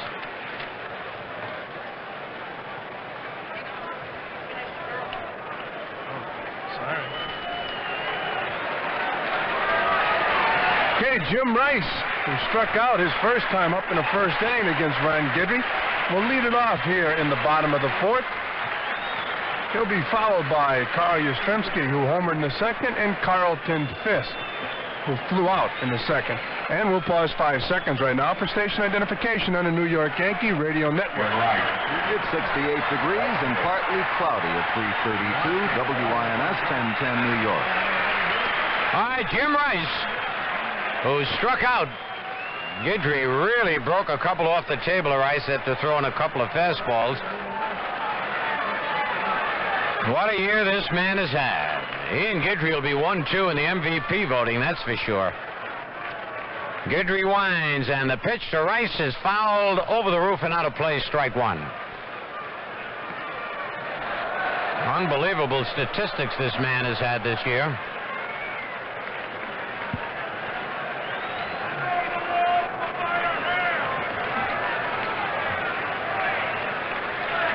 Guidry winds, and the pitch fouled again on the right side. He cannot get around on Ron Stofar in the ball game.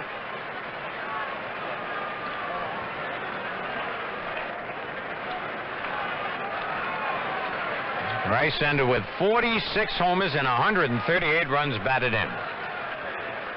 The two-strike pitch, foul. That'll drift out of play into the seats. On the right side, and again, Rice laid on his swing. Now, Guidry struck him out with a good breaking pitch his first time up. Rice likes that ball up. Here's the windup. And the pitch down low, bounced to short, dead right in front of it. And the throw to first pulls Chambliss off, but he tagged Rice. Good play by Chris Chambliss. And there's one away. And here he is. Carl Yastrzemski, the man of the hour. He lined a home run deep into the right field seats his first time up, the only run of the ball game. 18 years he's been in a Red Sox uniform, and he says this is the most important game of that illustrious career. And for many years was greeted by mixed emotions here when he came to the plate. That's right. And he takes a curve inside ball one. Of course, now he's a favorite. He's proved himself over the years. Ron Guidry winds, and the pitch down low, 2-0. Phil, it's interesting how Yastrzemski has adjusted throughout the years. When he first came up, and until just recently, held his hands way up high. Now he's dropped them down. He feels he's a little bit too old to keep his hands that high. He feels he cannot get around on the pitch. Smart ball player, that's for sure. Foul, what a cut. I never saw him swing that hard. He fouled it back to the screen, and he was trying to hit that Prudential building out there. Whoa, he guessed fastball, got it, and really gave it a rip. 2 balls, 1 strike. Guidry kicks, delivers a bouncer foul over towards the Red Sox dugout, 2-2. Red Sox lead at 1-0. We're in the bottom of the 4th, 1 out, nobody on. Louisiana Lightning winds, and the pitch foul. He'd hit home plate, bounced up and hit Yaz. And Don Denkinger takes a look at that ball, rubs it up a bit, and keeps it in play. On deck, Carlton Fisk.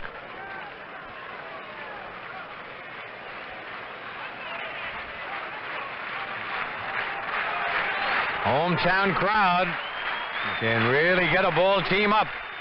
Again, the 2-2 pitch. Wow, oh, I tell you, Guidry hung something there, friend. Yes, he did, Phil. Of course, that's the pitch that got him in trouble the first time around facing Carl Yastrzemski, the hanging slider. Of course, Guidry almost unhittable when he can get that slider down and away from the left-hander. Of course, he has that good fastball. The left-hander's always keyed for the fastball. Can very seldom hold up our swing on a bad breaking ball. All right, the pitch struck him out. He couldn't check it. That was that slider low and away. And Guidry chalks up his 3rd strikeout of the ball game. Very seldom you see Yastrzemski fooled that badly on a pitch. And now Carlton Fisk, who lined to Roy White in left field his first time up. 2 out, nobody on. Red Sox in front, 1-0, bottom of the 4th.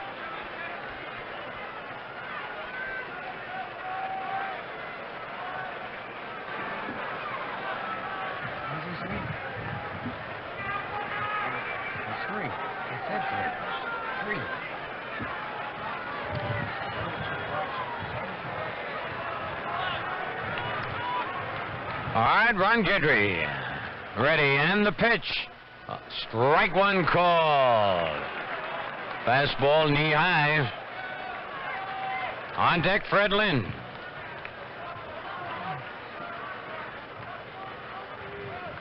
Fisk always takes a long time getting ready.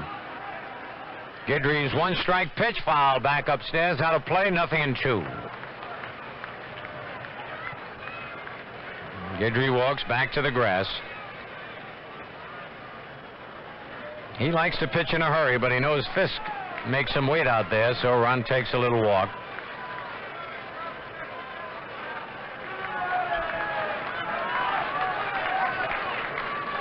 Walton is finally ready.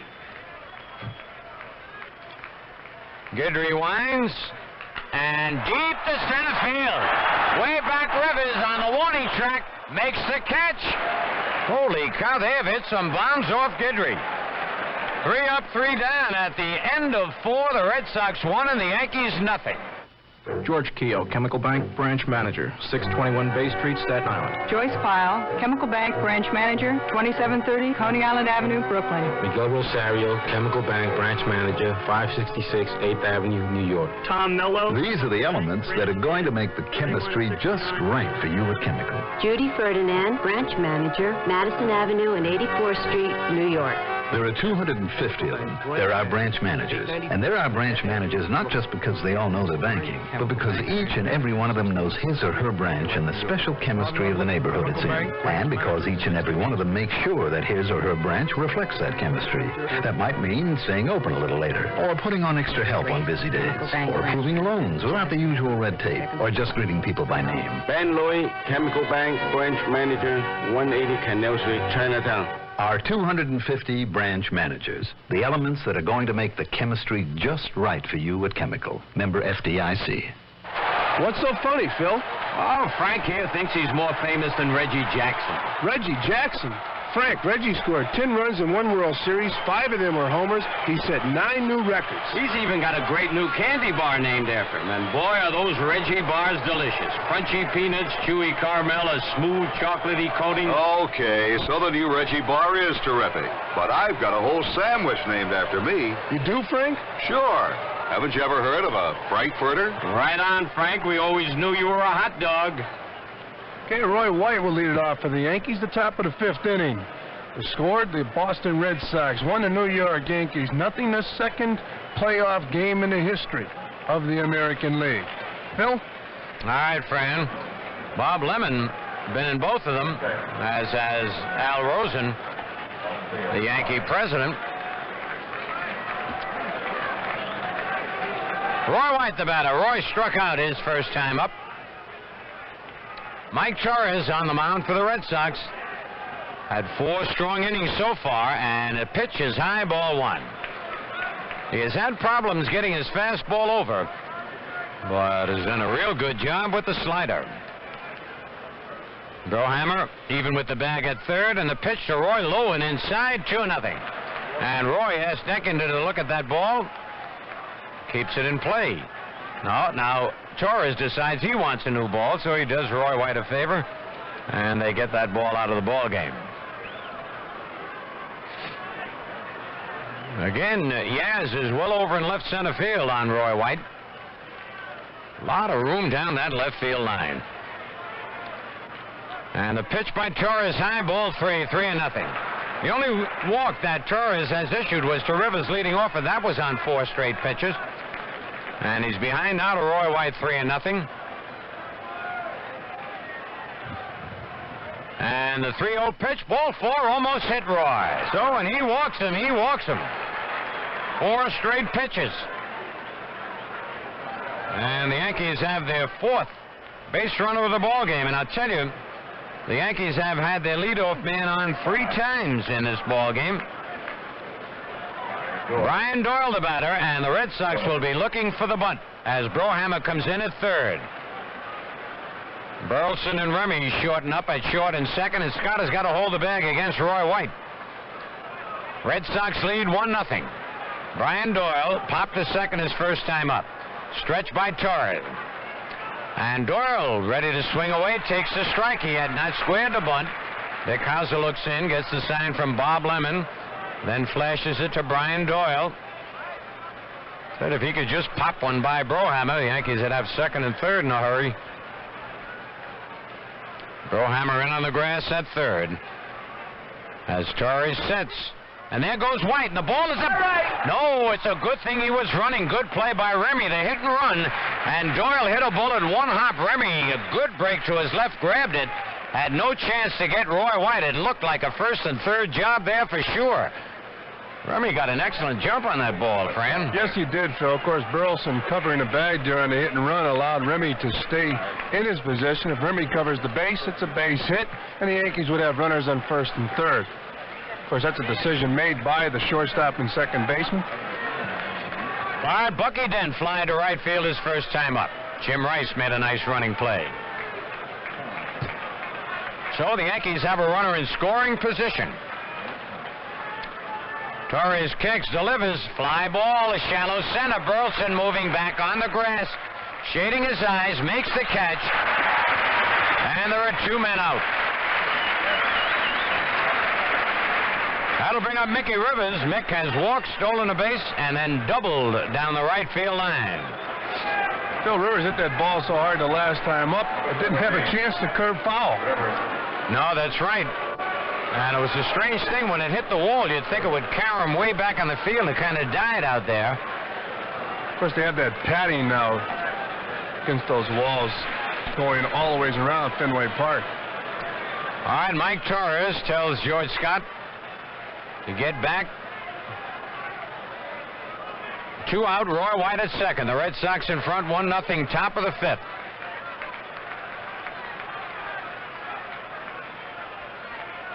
White leads off second. Torres kicks, delivers, a bouncing ball is short. I don't know whether they're going to get him. They throw to third, and they get White. They would have never got Mickey Rivers. Roy had to stop to let the ball go by him so it wouldn't hit him. They would have never gotten Mickey Rivers. Alertly, Burleson flipped to Brohammer, who put the tag on Roy White. Heads-up play, got to say that. The Red Sox playing great ball. No runs, no hits, no errors, a man left. At the end of 4 1/2, the Red Sox won and the Yankees nothing. Say, what's another name for action, Bill? Oh, that's easy, Frank. Yoo-hoo. Right, Yoo-hoo chocolate drink. And Yoo-hoo keeps your action up. And it's got a super chocolate taste. Rich chocolatey chocolate. Great frosty refreshment. Best of all, Yoo-hoo's made with nourishing low-fat milk. Ordinary soft drinks are made with water. Yoo-hoo adds milk. And that's what makes Yoo-hoo better. Like Yogi says, if you like chocolate, you're gonna love Yoo-hoo. Try Yoo-hoo chocolate drink from Iroquois Brands. Yoo-hoo, the action drink for action people. The day is done. Coming home. It's time to let it go. It's the moment to unwind. So just say bud. Say bud. And pour the king of beers and settle back and please yourself. No matter what you do,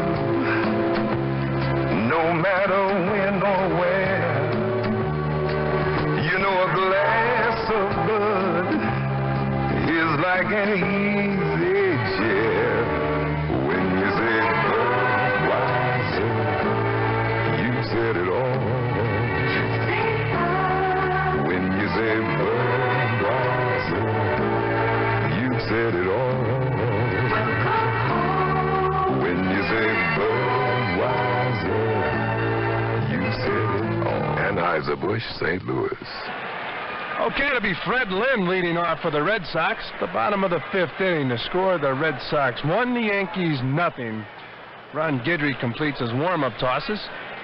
Thurman Munson flips the ball to second baseman Brian Doyle around the horn now. Over to Nettles. Nettles will flip it to Guidry, and Freddie Lynn will step in. Phil? All right, friend.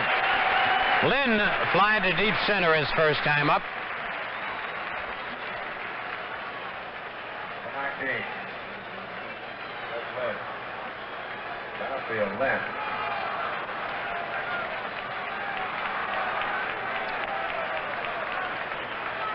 All right, Guidry gets the sign from Munson.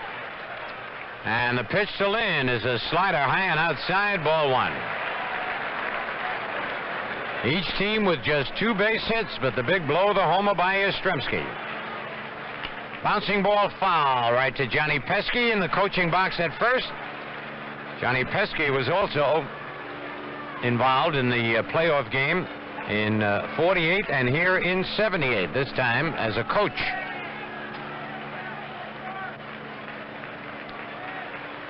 Eddie Yost, the coach, at third. Check swing ground, a great play by Guidry. Boy, he is like a cat. One hands it, throws to first, 1 man out. That'll bring up Butch Hobson, who bounced to third his first time up.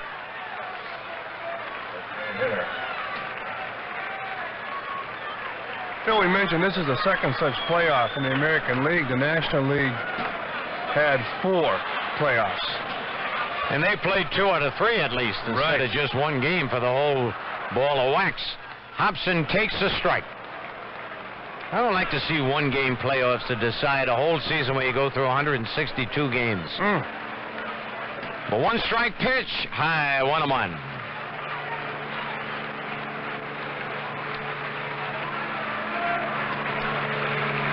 One out, nobody on. Guidry's 1-1 pitch foul back on the screen, out of play.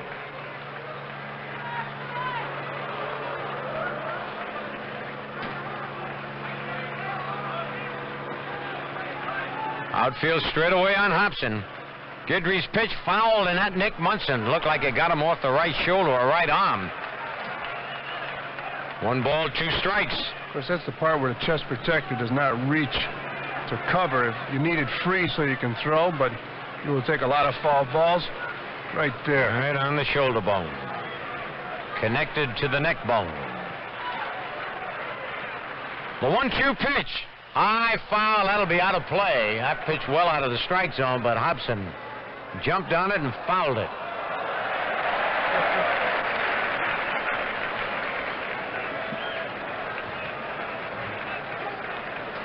On deck, the boomer, George Scott.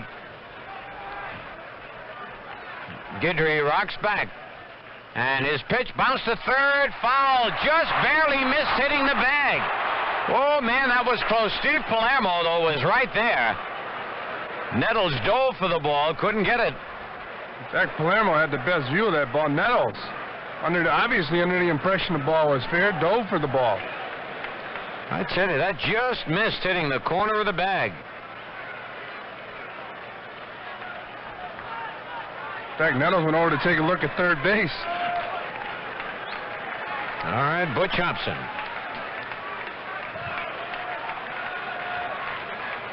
Louisiana Lightning delivers a bouncer this time to Nettles off his glove.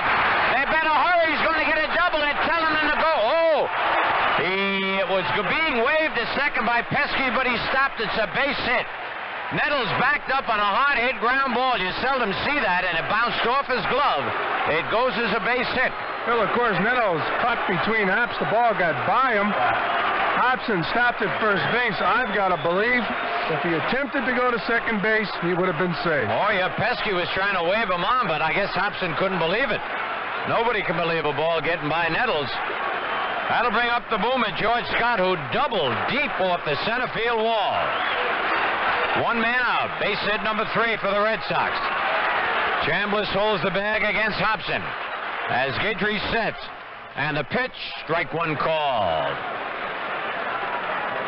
The last time in New York, the Red Sox had benched the boomer, George Scott. George Scott not very happy with that benching. He was about 0 for 30 at the time. All right, that pitch is high, 1-1. Hobson taking a very short lead off first base.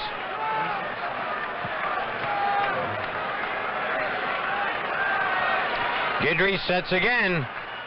Foul off the mask, almost knocked down Denkinger down on the ground. He had to put his hand on to keep from falling down. Takes the mask off. Dusts off home plate. Really didn't need any dusting off, but he just wants a little rest.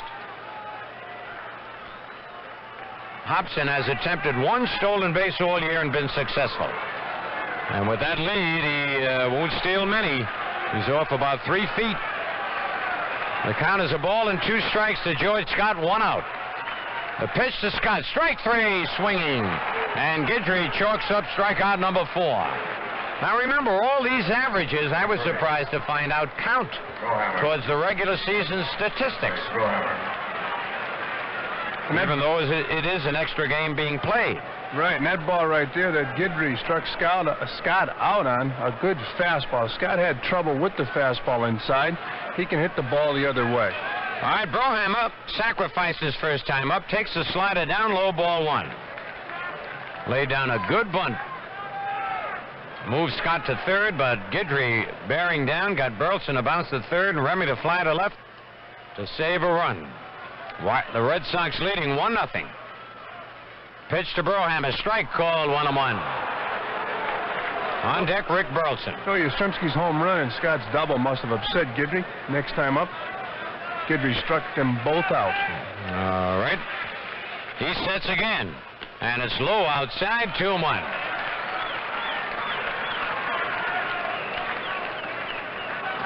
Tremendous pressure in this ball game. You cannot let up a minute, whether you're pitching, catching, playing the infield or outfield, or coaching or managing, or broadcasting. Low, 3-1. Guidry has not walked a man in the ball game. First time he's been this far behind on a batter, 3-1.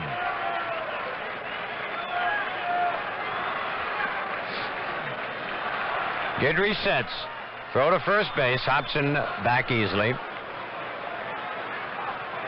He might be running, but we'll wait and see. He's got a very short lead. He doesn't go, and the pitch is fouled over our heads, out of play, full count. Now Hobson will be running. Brohammer not very happy with himself after that swing. A little bit out in front of the fastball. He was guessing fastball, but a little bit over anxious. All right, Chandler's playing in back of the runner. He goes, and the ball is hit in the air to left field. That should do it. Roy White cruising in under it and makes the catch. So Guidry still hasn't walked a man. No runs, a hit, no errors, a man left. At the end of 5, the Red Sox 1 and the Yankees nothing. Gotta bail and haul some hay. Gotta share a ride today. Gotta drop the children off. But first I gotta stop and go. People, all kinds of people, more than a million a day. Keep their lives moving on by making us stop along the way. Yeah, no stop that keeps America going. Every day, over 1 million people stop at Gulf. Our new self-serve stations are a good reason. No waiting at the pump, simple to use, and best of all, a way for you to save on every gallon. Dependable products are another reason people stop at Gulf.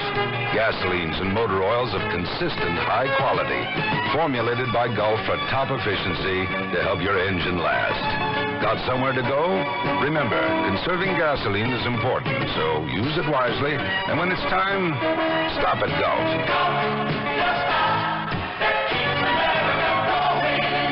Just wait till I get my hands on that Reggie. Frank. There won't be anything left. Frank, wait.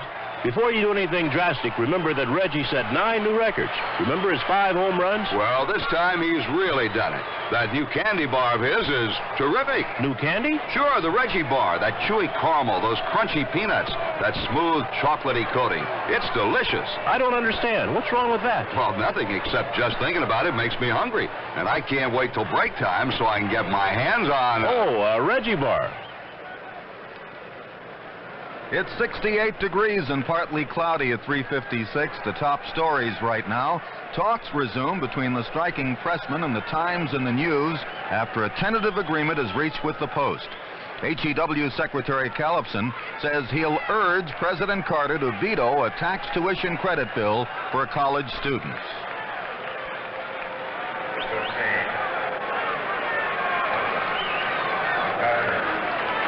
All the sports world has their eyes focused on Fenway Park here this afternoon as the Yankees and the Red Sox square off to decide the champions in the Eastern Division of the American League. And right now, it's the top of the 6th to score. The Red Sox 1, the Yankees nothing. Phil? All right, the Yankees have the men coming up they want. Munson bounces the first pitch, foul, strike 1. It'll be Munson, Piniella, and Jackson. Thurman has been up twice, struck out both times. Last time went after a real bad pitch. Couldn't check the swing. Torres continues to throw him breaking pitches, and only once Thurman tried to go to right field. Torres kicks, delivers, and he fouls another one off a slider away. Both times Munson, who normally goes the opposite way, get base hits on balls like that. And Phil, when Munson has a problem, what happens is he begins to jump at the ball. He's a little bit over anxious. He's not keeping his hands back. Consequently, he gets the bat out in front, the ball out over the plate, which is the ball he likes the best. He has a problem with. All right, if Torres throws this in a strike zone, he's crazy, but I hope he does. He winds, and the pitch, and Munson just checked his swing and fouled it down the right side back into the seats. Well, it's the pitcher way ahead of the hitter here now, and the hitter cannot take anything too close.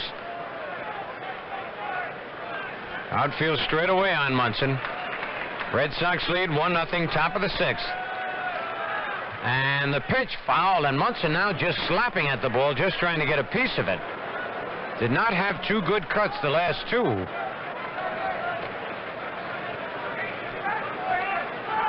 Of course, when you start jumping at the ball, everything's out of kilter. What happens is your head starts bouncing. You have a tough time picking the ball up. You're slapping at the ball, just trying to put the ball in play. You have to have a great deal of luck to get a base hit. All right, 0-2 on Thurman Munson. Torres rocks back. His pitch, he held up that time. They asked the first base umpire. He said he swung. Jim Evans said Munson swung. I don't believe that one. But Munson strikes out for the 3rd time. I thought he had checked his swing. We'll look at it.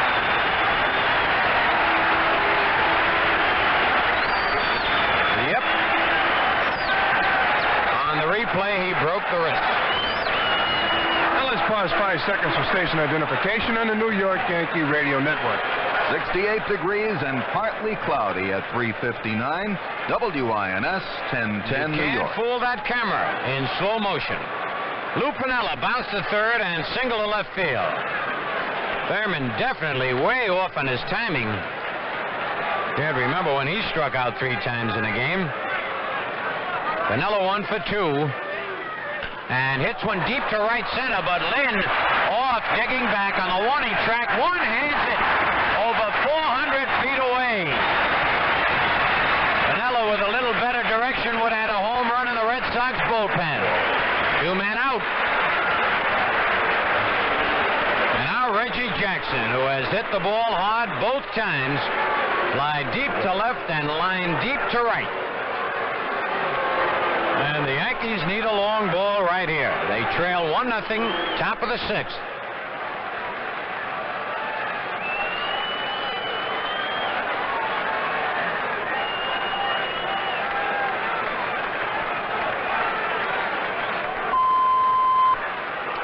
Reggie waiting till he gets comfortable. And the pitch by Torres. Did it hit him? Almost. Hit the ground and bounced all the way on the screen. Ball 1 to Reggie.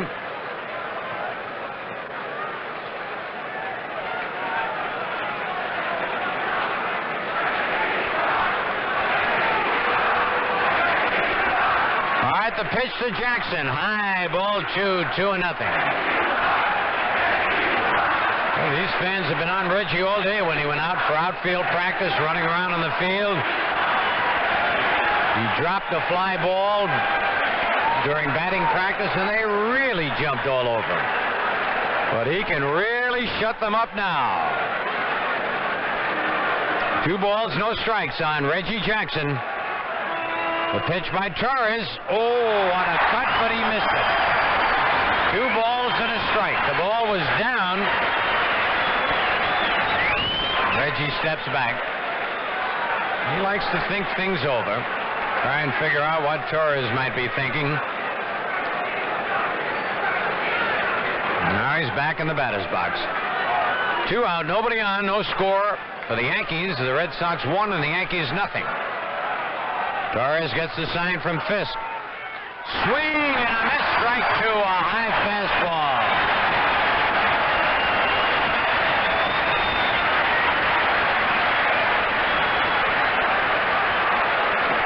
Two balls, 2 strikes, 2 out.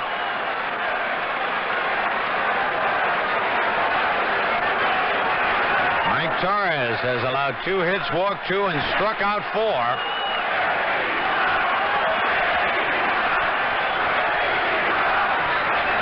He gets the sign. And the 2-2 pitch. Ball 3. Torres started to run to the dugout. A little bit of a hot dog there, and jumped up in the air when it was called a ball. 3-2 on Reggie. Threw him a breaking pitch that time. Stayed away from the fastball.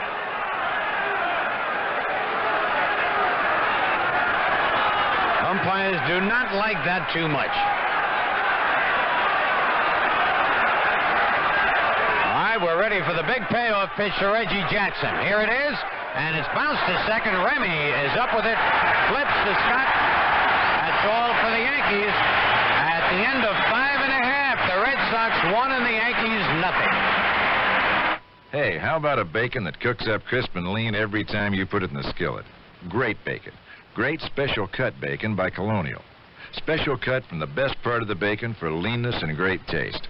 That's how Colonial makes sure that every time you get special cut bacon, you'll be serving the kind of quality and hearty flavor families love bacon for. So Sunday morning or any morning, serve the bacon that's always great. Special cut bacon. Cut from where the bacon is best so it tastes best. Colonial makes it. It's not one thing, it's another. Now it's a transmission. I hate you. Hate. Dave Hatred. Before you completely give up on your car, come to Amco Transmissions. Last year, we reunited more owners with their cars than any other transmission specialist. And we got 1 out of 3 of them going again with only minor repairs. At Amco, we'll put you and your car back together again. I take back everything I said about you. Congratulations, Paul Blair, center fielder, world champion New York Yankees, acclaimed best-dressed Yankee 1978. Clothed by men and young men's fashion leaders, Martin Brothers Clothes. Martin Brothers, 4 great stores in New York, Onyx Pants, East Fordham Road, the Bronx, and Getty State Pants, South Broadway, Yonkers. In New Jersey, Karsten, Broad Street in Elizabeth, and Fox's Fashions, Broadway in Bayonne. Martin Brothers, styles for champions, priced to score. Okay, it'll be the top of the order for the Boston Red Sox in the bottom of the 6th inning. It'll be Rick Burleson, Jerry Remy, and then Jim Rice. The score, the Boston Red Sox 1, the Yankees nothing. The Red Sox 1 run on 3 hits and no errors. The New York Yankees no runs on 2 hits and no errors. Phil? All right, Rick Burleson has struck out and bounced to third base. As we approach the last 3 innings of this ball game, Red Sox leading 1-0. Guidry looking around, make sure his defense is set, and they are. Now Ryan rocks back. And the pitch to Burleson, swing and a miss at a slider down and in, strike 1. Burleson loves to swing at the first pitch.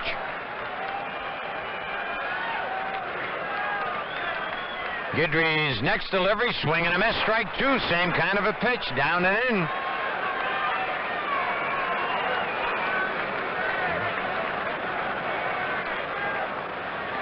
The 2-strike pitch, foul, back in the seats and out of play.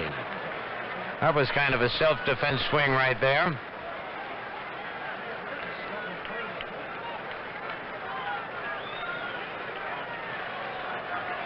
Now the 2-strike pitch again, bounced to third, foul.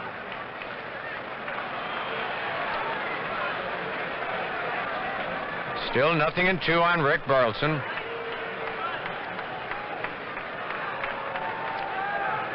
And Guidry delivers, check swing, foul, back into the crowd.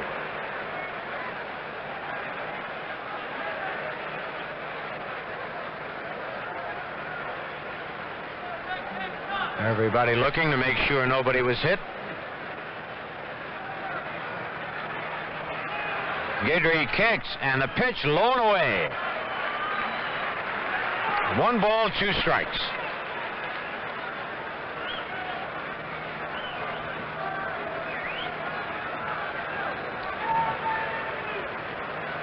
And Guidry ready. Foul back to the screen. Count continues, 1 ball, 2 strikes.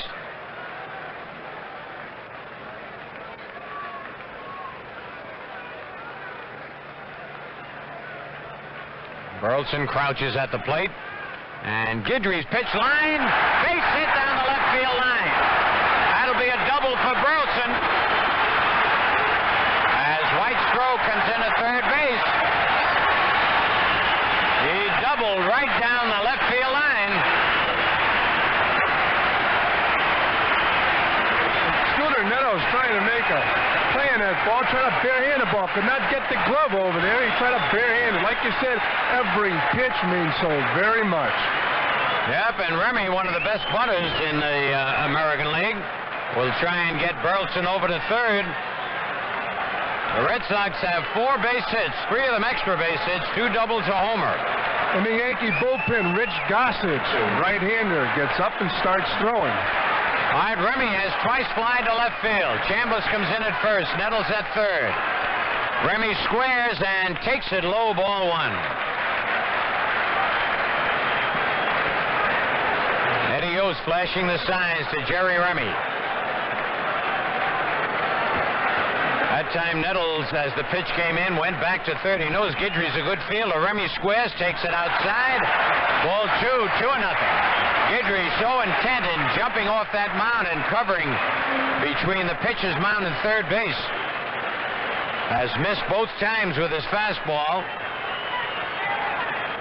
And of course, in a situation like this, Guidry would like to have Remy bunt the high fastball, pop it up. All right, the 2-0 pitch. He bunts down third, a good one. Nettles will have to go to first. They get Remy, but a perfect sacrifice bunt. He bunted it hard enough to get by Guidry and making Nettles field it. 1 man out, and the batter, Jim Rice.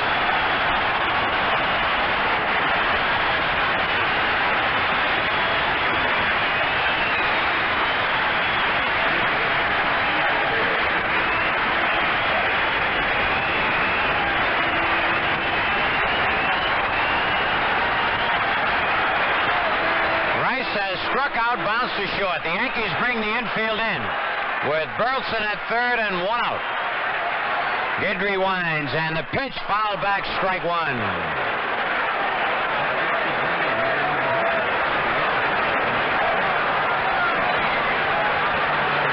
Carl Yastrzemski trying to calm Jim Rice down, saying take it easy, get a good pitch. But Guidry's got something to say about that. He kicks. Delivers line to center. It's a base hit, and the run will score, and the Red Sox lead 2-0.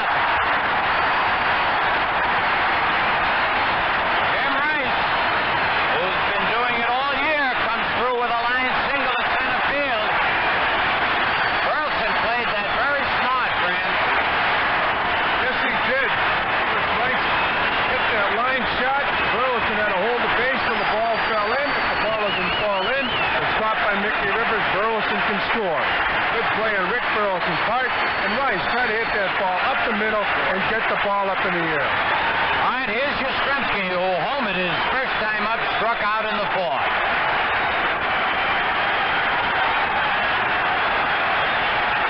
The Red Sox lead, bottom of the 6th. Pitch to Yaz is high, ball 1. Guidry turns around, asks Dent who's covering. Bucky said he is.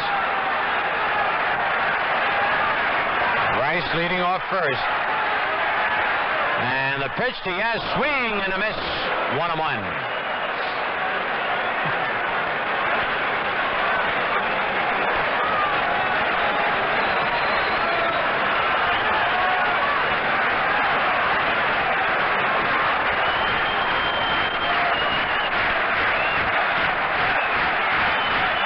Guidry ready. Delivers low and outside. 2 balls and a strike. Gossage continues to throw in the Yankee bullpen. And now Don Denkinger wants to take a look at that baseball. Finds nothing wrong with it and flips it back to Guidry.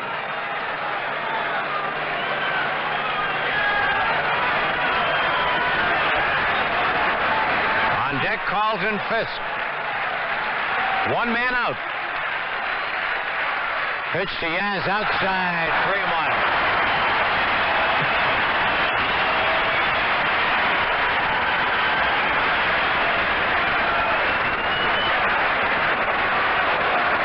Chris Chambliss holds the bag against Jim Rice. Philip Guidry's getting the slider over a good time to call for the slider. There it is, and a swing and a miss. It's 3-2. He didn't give in and throw the fastball. When Yastrzemski's ahead on the count, he likes to take that big swing and try to hit the ball into the seats. All right, a full count on Yaz.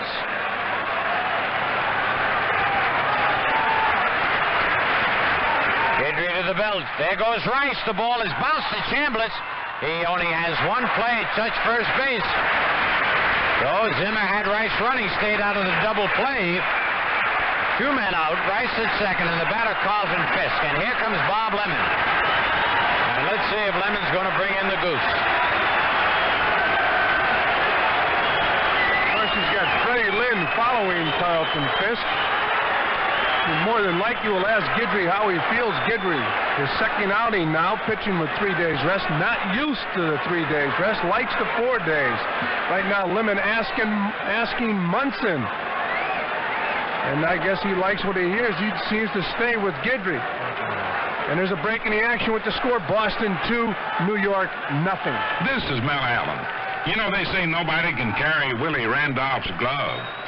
Well, Emery's flight pack can probably carry his glove and Nettles' glove and Paul Blair's too.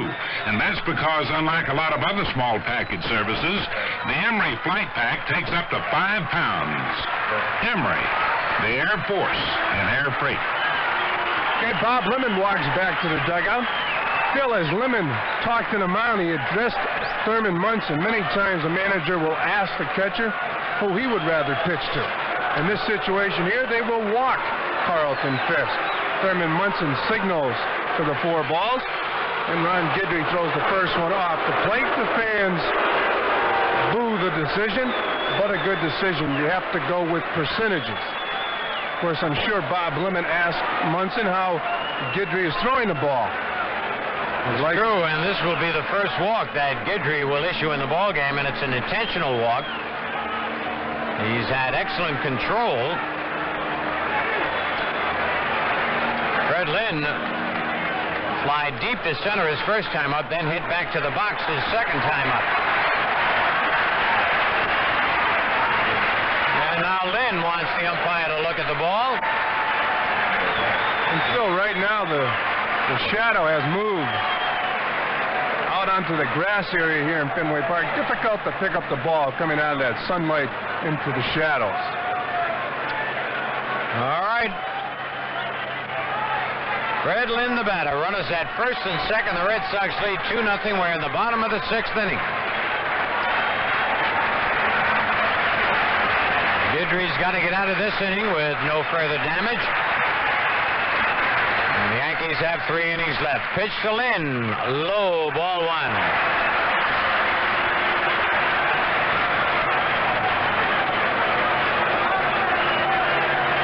Lead off first and second. Line to left, but foul. Back into the seats. Guidry got that slider up a little bit to Lynn.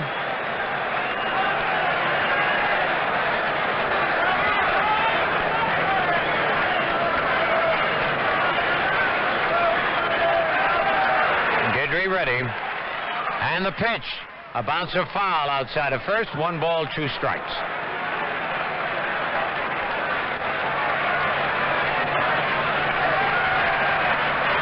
Guidry with a new ball, walks back on the grass. Rice back to second, Fisk back to first.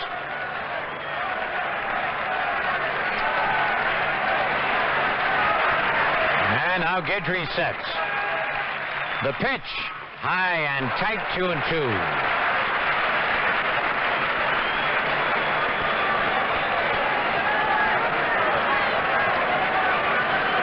The 2-2 delivery. Low and outside, 3-2. The runners will be off. So here's the situation again. If Guidry feels he can throw the slider over the plate as well as the fastball, good time for a slider. All right, bases, rather 2 men on here going. The 3-2 pitch, deep to right field. Piniella going back, and makes the running catch. Holy cow. You know, Piniella took his eye off that ball twice and still caught it. Beautiful play by Lou Piniella on the warning track in deep right field. 1 run, 2 base hits, no errors, and 2 men left. At the end of 6, the Red Sox 2 and the Yankees nothing. Say, Frank, who says Yoo-Hoo's just for kids? Not so, Bill. Yoo-Hoo is for anybody who loves a delicious, refreshing chocolate drink. It's Yogi's favorite. Yep. Yogi loves Yoo-Hoo's cool, creamy chocolate taste. That's because Yoo-Hoo is made with nourishing low-fat milk. Right. And it's non-carbonated. Instead of filling you up, Yoo-Hoo keeps your action up. For taste, refreshment, and nourishment, Yoo-Hoo chocolate drink is today's best soft drink value. Yoo-Hoo, the drink of champions. Try Yoo-Hoo chocolate drink from Iroquois Brands. The day is done. Coming home. It's time to let it go. It's the moment to unwind. Welcome home. So just say bud. Say bud. And pour the king of beers and settle back and please yourself. No matter what you do, no matter when or where, you know a glass of bud is like an easy chair when you say Budweiser. Hey, Budweiser, it's absolutely the best way to call it a day, and that's any day. You know what I mean? When you say Budweiser, you said it all. Anheuser-Busch, St. Louis. Okay, Greg Nettles steps in to lead it off against Mike Torres. It's the top of the 7th inning. The Red Sox out in front 2-0 over the Yankees. A ball game that determines the champion of the Eastern Division of the American League. So the season goes to 163 ball games for both the Boston Red Sox and the New York Yankees. The Red Sox have 5 hits with their 2 runs. The Yankees have only managed 2 off of Mike Torres so far here in Fenway Park. And now here with the play-by-play, Mr. Frank Messer. Hi, Fran Healy. Thank you very much, and good afternoon, everybody. Wherever you might be listening to Yankee baseball. Greg Nettles twice has popped up to Burleson, the shortstop. Torres pitched to him. Strike one, breaking ball. Nettles checked his swing. Torres pitching out of the bright sunshine, and the hitters back in the shadow now. So important for the Red Sox to get those early runs. It's very, very tough on the hitters to pick up that pitch now. Torres straightens up and deals. Nettles swings. It's a high fly ball into right field. Jim Rice shading his eyes, glasses down, makes the catch. And now 20 seconds for our local stations to identify themselves. 68 degrees and partly cloudy at 4:20. Here are the top stories. Talks resume between the striking pressmen and the Times and the News after a tentative agreement is reached with the Post. In a suburb of Toronto, more than 1,000 residents are evacuated following a gas tank explosion. HEW Secretary Callipson says he'll urge President Carter to veto a tax tuition credit bill. Chambliss steps in against Torres. Chris is 0 for 2. Swings and misses. Strike one. Chambliss lined out hard to George Scott in the second. Grounded out his second time up. That was in the 4th. Torres' next pitch to him. Line to left field. That's in for the base hit. Chambliss is on with the Yankees' 3rd hit of the ball game. Roy White will step in with 1 out and Chambliss down at first. Roy is struck out and walked. After walking in the 5th inning, Roy advanced to second on a ground out and then was tagged out going to third when Chambliss grounded to the shortstop Burleson, or rather when Rivers grounded to the shortstop Burleson. Burleson did not have a play on Rivers, but he got White going into third. He was tagged out by Brohammer. Pitch to Roy. Line, base hit into center field. So back-to-back singles have put the tying runs on. Looked like Torres got that pitch up to White, and Roy jumped all over it. Yes, he did, Frank. Of course, Torres has to keep the ball down to be effective. He throws a heavy ball that's a sinker. And right there, he got that ball up, and Roy White drilled it into center field. Torres seems to have a lot more control today with his breaking ball than he does with his fastball. Told me before the game he discarded the curveball while he was 0-6. Now he started throwing the curveball again. won his last outing, threw the curveball here today, and has been getting the ball over. Right now, the New York Yankees send Jim Spencer out to hit for Brian Doyle. In the Red Sox bullpen, left-hander Andy Hassler and the right-hander Bob Stanley. Mike Torres on the mound talking to his catcher Carlton Fisk. The Yankees with runners on first and second. They have Roy White on first base, Chris Chambliss on second base, back-to-back singles, and Jim Spencer swings the bat with the Let It Donut on deck. And Torres right now in a bit of a jam. I'm sure, man, here comes Don Zimmer, the manager of the Boston Red Sox. I don't think Zimmer would waste any time in making a pitching change. In the back of his mind, he knows Torres has pitched 250 innings this year. The big guy likes to pitch on 3 days rest, so he may be tiring. Right now, there is a break in the action here at Fenway Park with a score. Boston 2, the Yankees nothing. This is Mel Allen. Thanks to Emery's computer tracking system, no matter where in the world your package is, you can always pick up a phone, call Emery, and touch base with it. Emery, the Air Force in air freight. Okay, Jim Spencer is ready. The Red Sox are ready. Don Zimmer jogs back to dugout. The fans, a round of applause for Zimmer as he leaves the right-hander Mike Torres in the ball game. Carlton Fisk back behind the plate, and Jack Brohammer is back to his position at third base. Bucky Dent, the on-deck hitter. And we're ready to go once again with Roy White on first, Chris Chambliss at second. 1 out. Top of the 7th inning.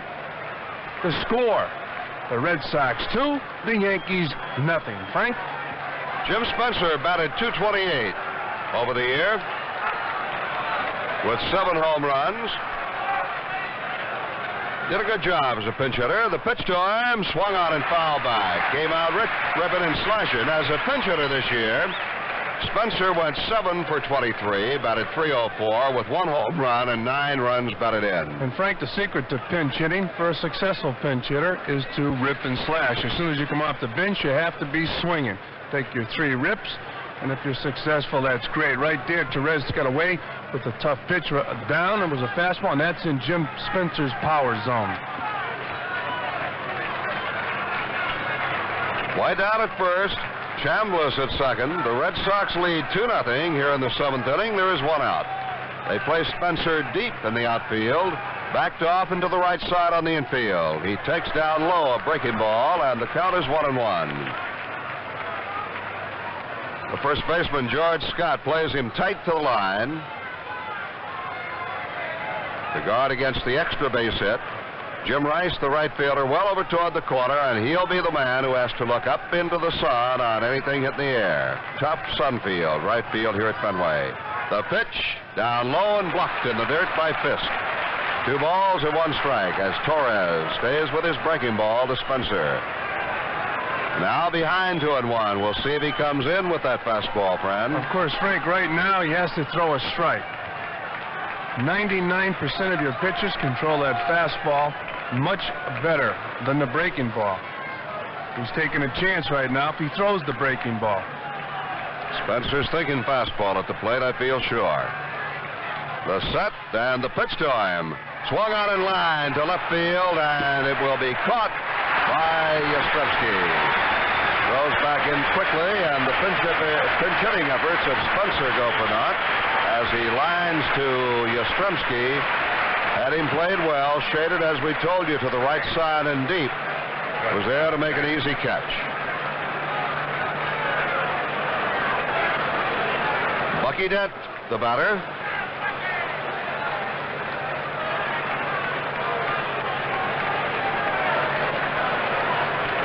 Now that they have pinch hit for Doyle, they can ill afford to pinch hit for Dent because you'll run out of infielders. You got Stanley, the only experienced infielder down there on the bench.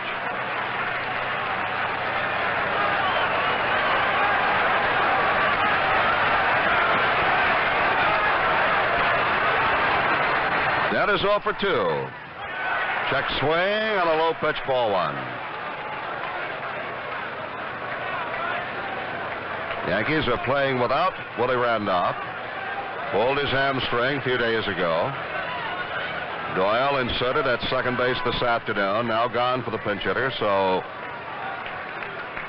Dent must bat for himself. Bucky has flied to right and popped up. Runners first and second, 2 out. The pitch to him, bouncing ball off his foot, fouled it down off his foot. That one hurt. That's the same foot he hit in spring training, which was black and blue for about 2 months. He wore the shin guard. It got better. He got rid of the shin guard. Of course, right now, just the thought of that ball in that same area. Very, very painful. Trainer Gene Monahan has come out to check Dent. That one appeared to be down lower on the left leg toward the instep than was the one in spring training. But it hurts, and Monahan is out there to work on it.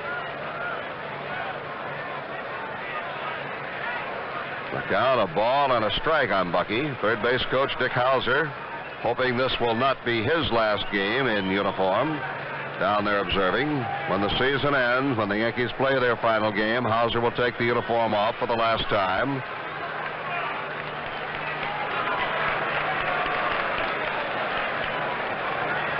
As he moves on to Tallahassee, Florida, and takes over as head baseball coach at Florida State University.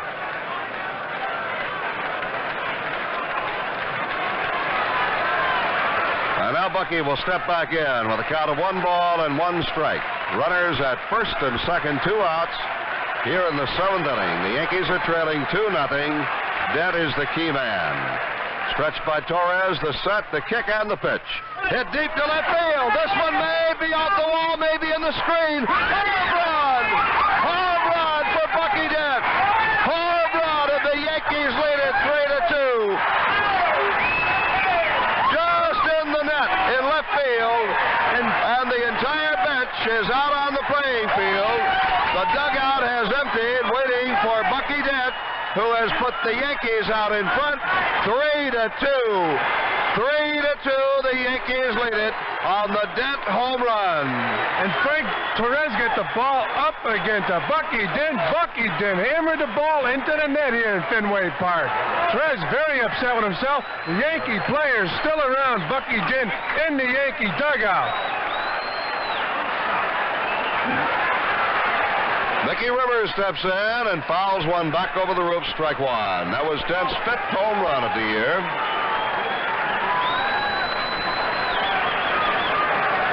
And Bucky Dent, with the Getty Gunner, has put the Yankees out in front 3-2 and earned himself some free transportation courtesy of the Getty Oil Company. Pitch to Rivers, low and in. The count squares off at 1-1. That was the 19th home run hit off Torres this season. Brohammer in at third. The pitch to Mickey. Strike called. And the count is 1 ball, 2 strikes on Rivers. Mickey has walked, doubled, and grounded into a fielder's choice. 1 for 2.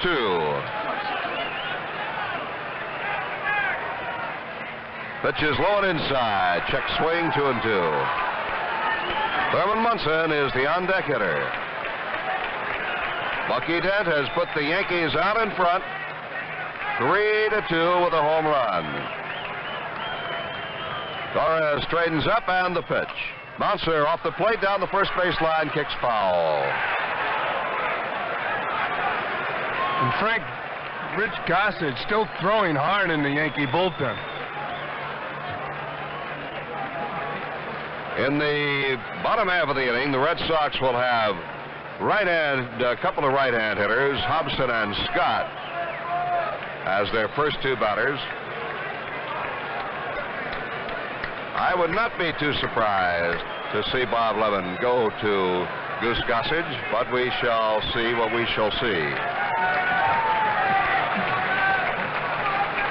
2 ball, 2 strike pitch to Mickey Rivers. Here it comes. Low, ball 3.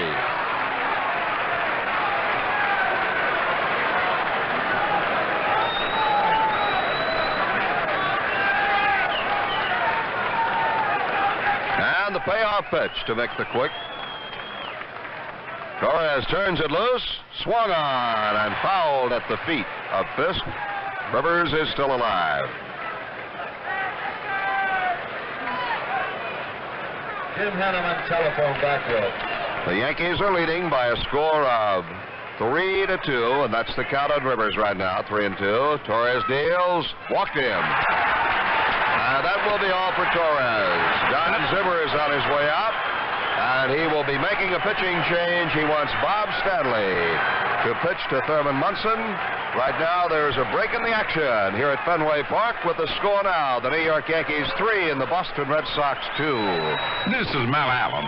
If you think a Reggie Jackson home run travels far, Emery travels over 250,000 miles a day because they're on every key flight of every airline that carries freight with a fleet of charter planes waiting in the wings. And that's what makes Emery the Air Force in air freight. Mike Torres will lead the ball game, and Bob Stanley will be on. Friend? Now let's pause 5 seconds for station identification on the New York Yankee Radio Network.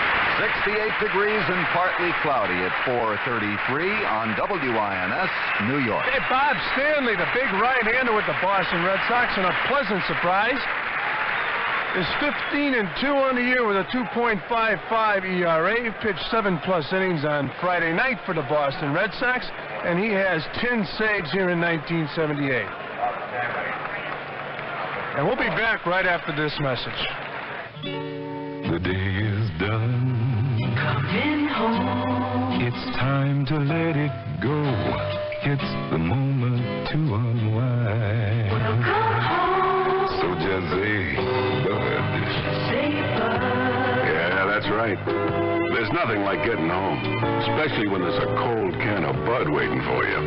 'Cause when you say Budweiser, you said it all. Anheuser-Busch, St. Louis.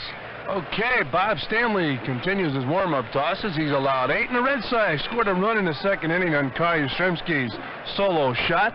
Then they scored a run in the 6th inning. Rick Burleson led off with a double, and Jim Rice a single into center field to drive Burleson across. Mike Torres cruising right along until right here in the top of the 7th inning when the Yankees scored 3 runs. Chris Chambliss and Roy White back-to-back singles. And Bucky Dent, after fouling a sinker off his foot, stepped out of the box for a couple of minutes, was attended to by Gene Monahan, the trainer of the Yankees, stepped back in and hit a fly ball into the net here at the big monster. And the score now, the Yankees 3, the Red Sox 2. Thurman Munson steps in with Mickey Rivers on first base, and we can guess Mickey will be on his way. Frank? I will keep an eye on Rivers, and a throw over there by Stanley. He ducks back. Stanley won 15 and lost only 2 this year for Boston. Big right-hander. Thurman Munson has struck out all 3 times. Another throw to first, and Rivers goes back in, slapped hard on the back with a tag by George Scott. Munson with Rivers at second in the first inning struck out. Munson struck out in the 3rd with Rivers at second. And Thurman struck out leading off the 6th against Torres. Now Stanley's pitch to him. Rivers goes. Munson swings and misses. Bad throw, and he's safe at second. Fisk threw the ball in the dirt, and Rivers steals second for his 2nd stolen base. And Frank, that's what Rivers will do to not only a pitcher but a catcher. The catcher tries to get rid of the ball too quickly, and he'll bounce the ball to second base. The ball was on the base, but it bounced on the second base. Fisk trying to get rid of the ball rapidly. Now Rivers once again in scoring position, and a very good RBI man at the plate, Thurman Munson. This will be the 3rd time now Munson has been up with Rivers at second, trying to get him in. The Yankees lead 3-2.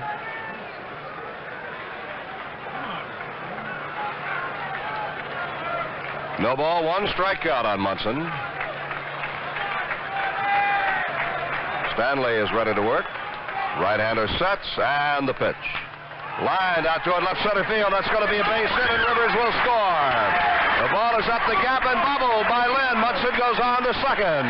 Lynn's throw to third base, and Munson has driven in the Yankees' 4th run. A 2-base hit for Thurman Munson, a run batted in, and the Yankees lead 4-2. it looked like Munson might have been fooled on the ball, but kept the bat back long enough to put the ball in play in left center field. And Lynn had trouble picking up the ball, and Munson cruises into second base with a double and picks up an RBI. Torres' record is complete, 6 2/3 innings, 5 hits, 4 runs all earned, 3 walks and 4 strikeouts. Lou Piniella, the batter. Piniella has singled in 3 trips. Last time up, fly deep to center field. Stanley's pitch to him. Hit in the air to right. Jim Rice drifts back, fights off the sun, and makes the catch to retire the side. But the Yankees score 4 runs on 4 hits and leave a man on at the end of 6 1/2. New York 4, Boston 2. Here's a message of special interest to New Jersey residents from Household Finance. People use our money to get the most out of life. Getting away for a great vacation? You'd love to. Remodeling or adding a new family room? You think about it a lot.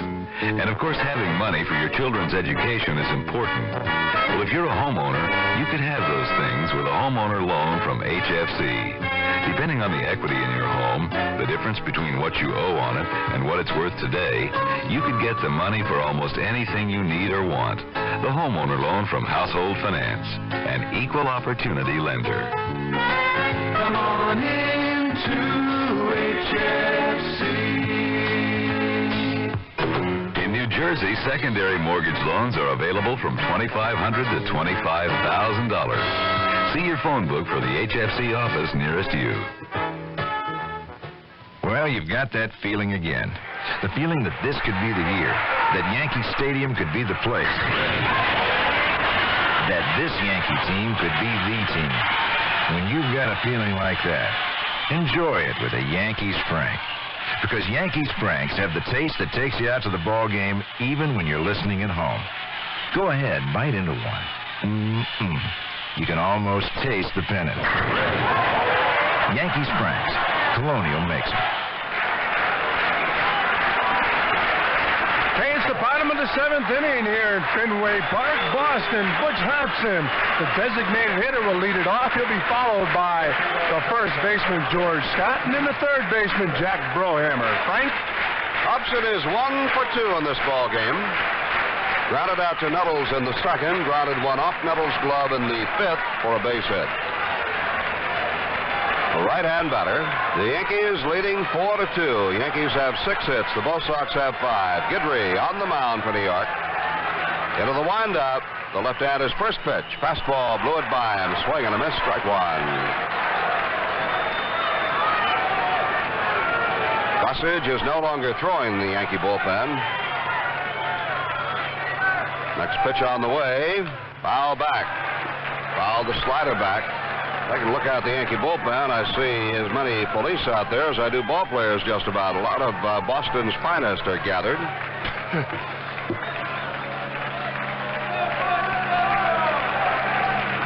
No balls and 2 strikes on Butch Hobson.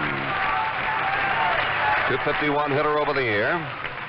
This one misses, a ball and 2 strikes. Hobson hit 17 home runs for the Red Sox. Most of them early in the season. Guidry winds the 1-2 pitch. Struck him out.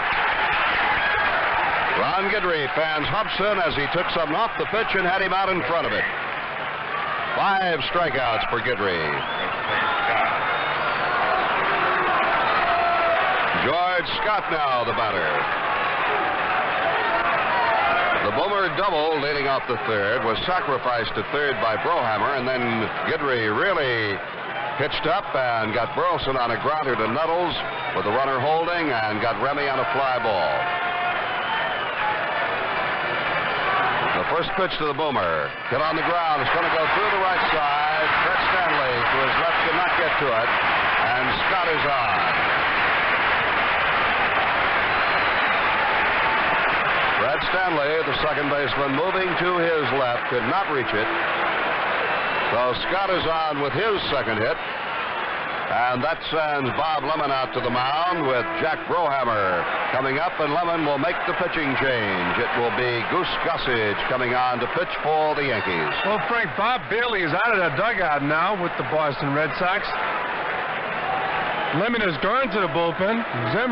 Bailey walked back to the dugout. Zimmer sent them back out. I'm sure that he would like the left-hander to face the hard-throwing Rich Gossage. He wanted to make sure the pitching change. Now Zimmer comes out to talk to home plate umpire Don Dinkinger. He wants to make sure the change has been announced. And he's telling Dinkinger he did not have Bailey announced, so he can go back and send Brohammer up. And Ron Guidry gets a standing ovation here in Boston. Yankee teammates on the top steps to shake his hand, and the Goose is on relief. The Goose with his league-leading 26 saves. And there's a break in the action right now with the score: New York 4, Boston 2. This is Mel Allen. You know, if pitchers like Hunter and Guidry and Lyle want to see someone with a really great delivery, they ought to pick up a phone and call Emery. By the way, not only is Emery's delivery great, they also make quick pickups, even on the telephone. Emery, the Air Force and Air Freight. Okay, Bob Lemon goes back to the dugout. The Goose will get 8 warm-up tosses. George Scott on first base. There's 1 out. Bob Bailey has been announced as the pinch hitter. Kind of a surprise move. Of course, Zimmer would like the home run. Gossage not that easy to pull. But Bailey, a dead fastball hitter. So it'll be Bailey against Gossage. The left-hander Brohammer back in the dugout. Bailey walks to home plate. He'll be fouled by the leadoff hitter, Rick Burleson. The Yankees have 4 runs on 6 hits and no errors. The Red Sox have 6 hits, but only 2 runs and no errors. Bailey steps in for the batter's box. The Goose looks over at Chris Chambliss. Chambliss will play behind the boomer. And we're ready to go. Frank? All right, Bob Bailey is batting .194 with 4 home runs. He's had 18 hits this year, 3 doubles, 4 homers. Right-hand hitter, and the pitch low outside, ball 1. The Yankees lead 4-2. They have Scott. The Bo Sox do it first with 1 out.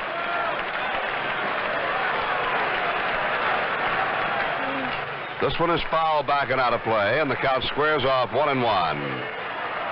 In the pinch hitting department this year, the Red Sox have tried it 44 times with 10 base hits, 9 singles, and 1 double. Fastball is in, strike called. It's 1-2 on Bailey. Guidry went 6 1/3 innings, walked 1, struck out 5, allowed 6 hits.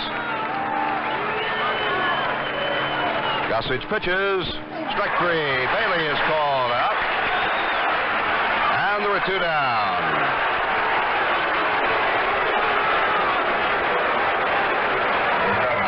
Rick Burleson. Burleson led off the 6th inning with a double, was sacrificed to third and scored on a base hit by Jim Rice. The Bo Sox other run, a 2nd inning home run by Carl Yastrzemski. 2 outs, Scott at first. Chambliss plays off behind the runner. And the pitch, strike call, let her high in the inside corner. The outfield spreads out on the slap-hitting Burleson. Dent and Stanley play deep on the infield, up the middle. Chambliss backed off from the base runner Scott at first. Nettles guards the line behind third. The pitch on the way, strike 2 called. No balls and 2 strikes. We're in the 7th. The Yankees lead 4-2 here at Fenway Park. The winner goes to Kansas City. The loser goes home. Gossage comes 7 deals inside and gets away from Munson to the backstop, and Scott will go to second. A passed ball is charged to Munson. Frank, very difficult man to catch, Rich Gossage. Of course, when you give that sign, the fastball, you sit right in the middle of the plate and you try to adjust that glove. The ball's inside, you go inside. If it's outside, you go outside. Very difficult. He really does not throw to a particular location. All right, Scott down at second. The count is 1 ball and 2 strikes on Burleson. Gossage turns it loose, and it's bounced slowly to short. Dent charges, gets a nice hop, throws low, but he's out at first base, and that retires the side. At the end of 7, the score, New York 4, Boston 2. I've got miles to go today. Gotta bail and haul some hay. Gotta go downtown to shop. First I've got to make a stop. Gotta get to work by 9. Hope the car pulls right on time. Gotta drop the children off. But first I've got to stop that golf. People, all kinds of people, more than a million a day. Keep their lives moving on by making a stop along the way. And golf, the stop that keeps America going. Every day, over 1 million people stop at Gulf for high-quality gasolines and motor oils formulated by Gulf for top efficiency to help your engine last. Going somewhere? Remember, use your fuel wisely. And when it's time, stop at Gulf.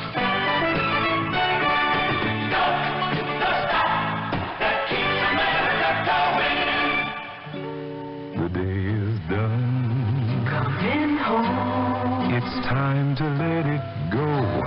It's the moment to unwind. So just say, bud.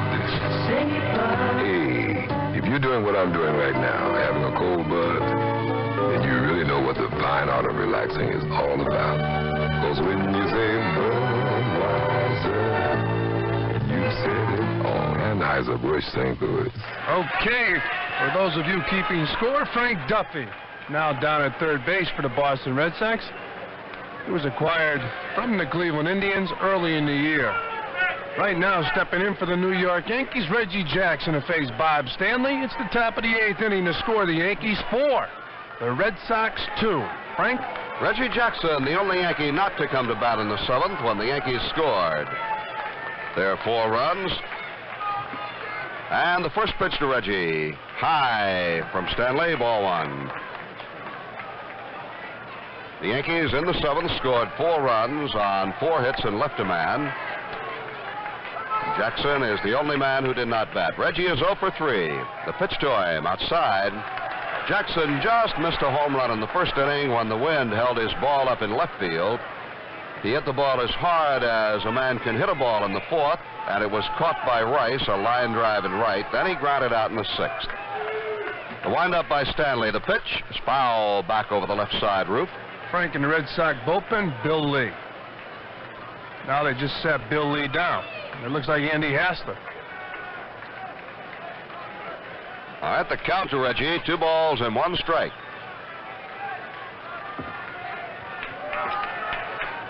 The windup by Stanley. The pitch hit in the air to deep center field. This ball may go all the way in the bleachers. It is gone. Home run in center field for Reggie Jackson. Into the stands in dead center field. That ball hit well over 400 feet. A straightaway center field home run for Reggie Jackson. A Getty gunner for sure. And the Yankees now lead it 5-2. Frank Don Zimmer, the manager of the Boston Red Sox, comes out. Reggie Jackson goes into the dugout. The players greet him on the dugout steps. A delegation from New York greeted him before he got to the dugout steps. And Zimmer takes the ball from Stanley. He goes to the bullpen.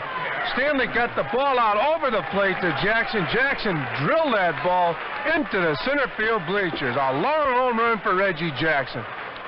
That is his 27th home run of the year, friend. Okay, Frank, and a left-hander coming into this ballgame will be Andy Hassler. And we'd like to remind the fans that reserved bleacher seats for the American League Championship Series in New York are now on sale at the more than 100 Ticketron outlets. The price is $4 plus service charge with a limit of 4 seats per game per customer. To find a Ticketron outlet nearest you, call area code 212-977-9020. That number again, 212-977-9020. The 3 Championship Series games will be this Friday, Saturday, and Sunday. Okay, Zimmer, the manager of the Red Sox, waiting on the mound for his left-hander, Andy Hassler. Carlton Fisk has a few words for Hassler. Now he's back to home plate, and I've got to tell you, Frank, the Yankee left-handers feel that this guy, one of the toughest left-handers in the American League. Hassler has always pitched tough against the Yankees.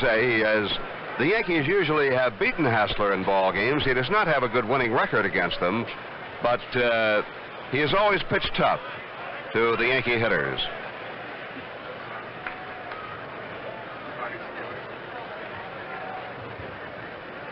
So the Yankees with a 5-2 lead here. And let me explain this. If the Yankees win the ball game, immediately following the last out, we'll be switching down to the Yankee clubhouse. Fran Healy will be down there to talk to various Yankee players and personnel in the clubhouse immediately following the last out if the Yankees win. Of course, we preface everything with if because our planning is based on a Yankee victory. And that is not only positive thinking, but it's the way programming works here in our broadcast booth. And then we would go on to Kansas City to broadcast the 2 games from Kansas City tomorrow night and then Wednesday afternoon. With the regular Yankee season-long announcers, it will be my pleasure, along with Fran Healy, Phil Rizzuto, and Bill White. We invite you to tune to your Yankee station for your Yankee playoff game broadcast if the Yankees win this and move on to Kansas City. Right now, let's get back to this one. Hassler is ready to pitch to Greg Nettles. Greg 0 for 3 so far in the ball game. The left-hander winds and the pitch. Foul back. Breaking ball moving away from him. He fouled it back off the tip end of the bat.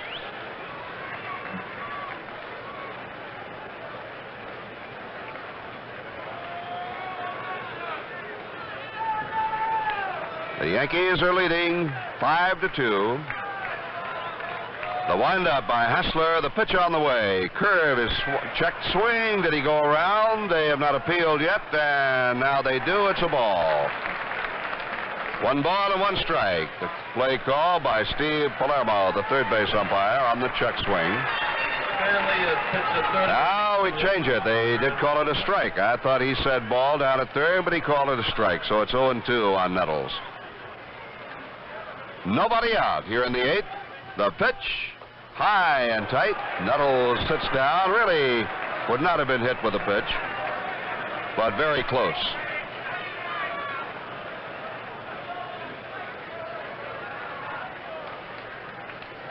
Very subdued crowd here at Fenway. Very strong pro-Red Sox crowd. Now the windup, the 1-2 pitch. Low outside. During the course of the regular season, Yankee fans travel to Fenway to watch the Yankees play here. Of course, they know the schedule. They get their tickets in advance. This, an unscheduled game, a rather unexpected game, and tickets not available. They were put on sale here in Boston, so we have very few Yankee fans able to make it in. 2-2 deal. Swing and a miss, struck him out.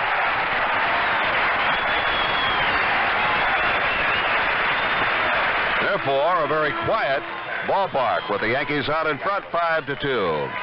Chris Chambliss, the batter. Boston led 1-0 after 2 on a home run by Yastrzemski. They led 2-0 after 6.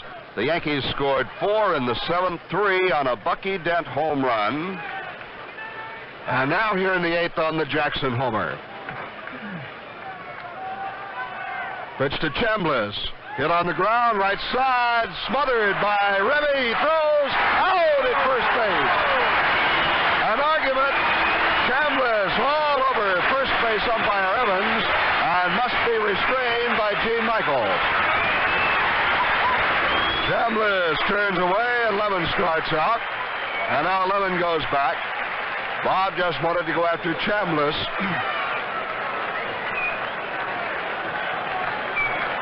We'll see it on a replay and see what it looks like. Very, very close, and an argument could go either way on it.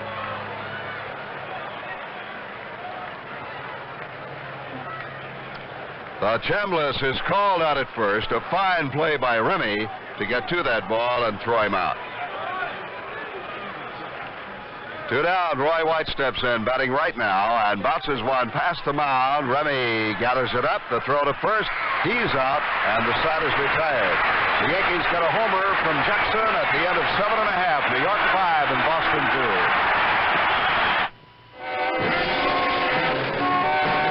Give me transmission problems, sir.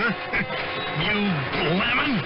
Before you trade in your car for a more expensive model, come to AMCO Transmissions. We'll take you through our procedures step by step so you'll know the job we recommend is the right one. And the price we quote won't be an estimate.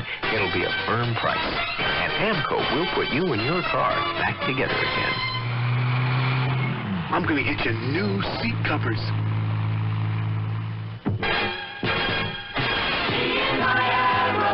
You and your 78 Plymouth Arrow. It's a lot more than just fun. Wherever we go, everyone knows it's me and my Arrow. It's standard tinted glass, tilt wheel, and reclining buckets. It's a wide hatch and fold-down rear seat. And then, of course, it is fun. Me and my Arrow. It's not just a car you can handle. It's a gasoline bill you can handle, too. Because for 78s, every Arrow features air injection in our new MCA jet system. And while your mileage may differ, an Arrow with our standard 1600cc engine and manual transmission is EPA rated at 39 highway, 29 city. The 78 Arrow. Miles and miles of heart.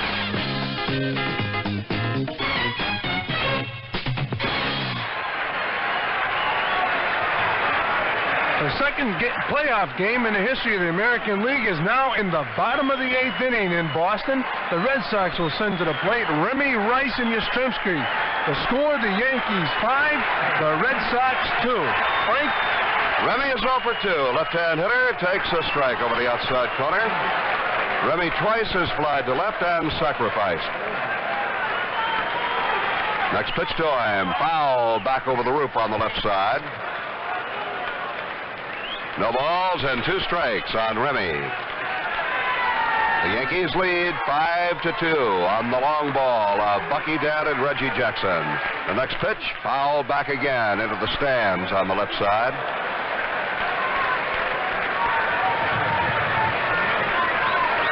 If the Yankees win and move on to Kansas City, we'll be with you tomorrow night. The pitch, grounded past Chambliss, base hit down the right field line. Remy skipping on towards second, he'll make it. Chambliss was not driving him tight to the line. He hit the ball right down the line and got the extra base hit. Mike, of course, Remy knows what he's going to get from the goose. He's going to get that heat. You have to gear yourself up for it. He pulls Gossage down that right field line. Right now, Rice, he'll get the same pitches that Remy got. He'll get mostly fastballs. Gossage will mix in a slider. But right here in Boston, the whole ball of wax is on the line, and Gossage has to go with his strength. Jim Rice steps in, takes low. Remy, of course, was the man Gossage wanted to keep off the bases. As Rice swings and misses. And now it's power against power.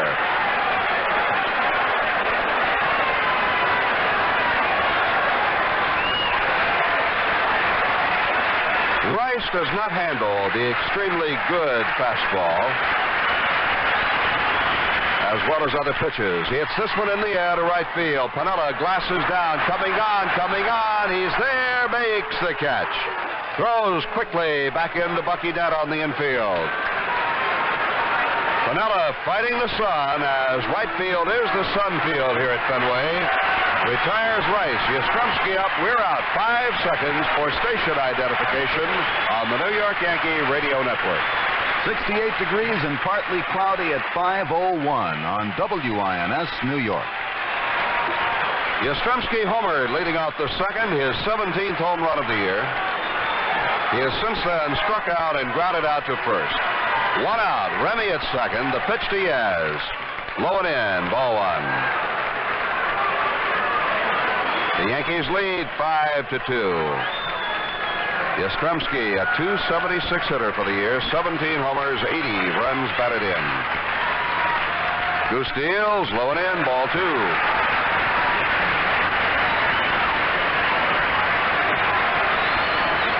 Gossage pitching carefully to Yastrzemski. Of course, he's got a base open, but you don't want to see the tying run come to the plate in this ballpark. I don't care who the hitter is, and Fisk would be it. The next pitch, a strike called. It's 2-1. Piniella backed off deep in right field. Rivers shaded toward right. White deep in left. The pitch on the way. Low. Ball three. 3 balls and a strike. Fred Stanley back at the edge of the grass at second base. Chambliss back at the grass at first. Bucky Dent way around towards second base. Big hole on the left side of the infield and down the left field line. 3-1 pitch. Line to center field. That'll be a base hit. And a run is going to score. Here comes Remy, and he scores. Even though he tripped coming around third. The Yankee lead is now 5-3. Carl Yastrzemski has driven in his second run of this ball game. Frank Gossage threw the fastball down and into Yastrzemski, and Yastrzemski went down after the ball, kept his head right on the ball, and hit a line shot into center field.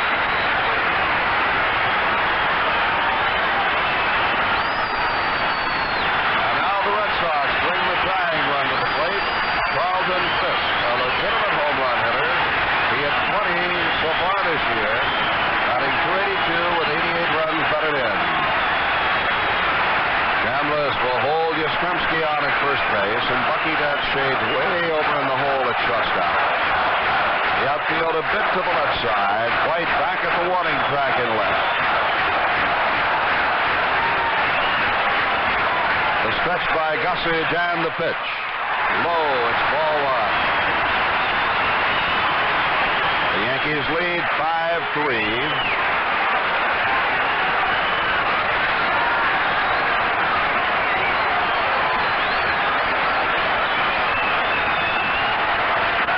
Gossage has the sign, straightens up, the pitch on the way, and it is hit high and foul. That'll be over the roof on the left side. 1 ball, 1 strike. It's unusual to see a Gossage fastball pulled like that. Most of the time, the right-hander will have to hit Gossage the other way. Late in the year, they may lose a little bit off that fastball. It has happened to other pitchers. Now Goose for the 1-1 pitch coming. Here it is.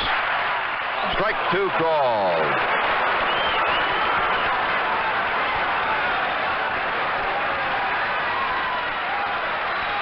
Gossage plants the right foot, gloved hand on the left knee as he takes the sign, the ball behind the right hip.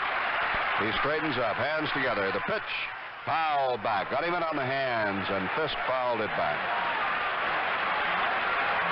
1 ball, 2 strikes. We're in the 8th inning. The Yankees lead 5-3.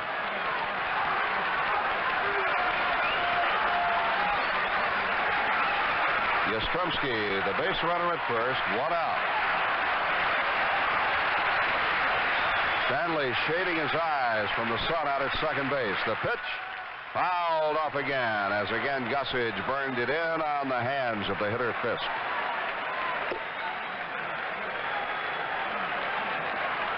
The crowd announced here at Fenway 32,000 plus. It was also announced they did not sell standing room seats. Only admitted people standing room seats. That's good, isn't it? Standing room space was not sold. 1-2 pitch. Popped up foul. That'll be back out of play. Munson gives it a short run. Has no chance.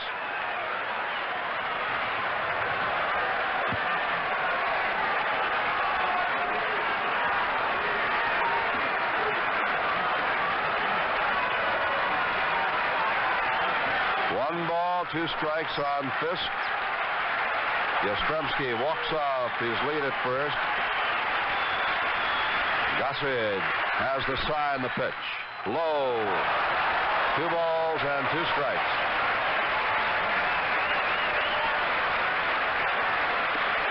The on-deck batter is Fred Lynn.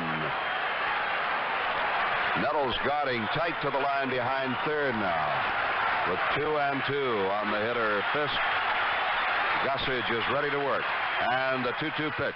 High, it's ball 3. Gossage picks something off of that one. 3 and 2 count. The Yankees lead 5-3. The Red Sox, with a man on, have the tying run at the plate in Carlton Fisk. The stretch by Gossage, and the 3-2 pitch. Grounded foul outside of third. Caroms off the box seat wall back into left field, and Roy White runs the ball down.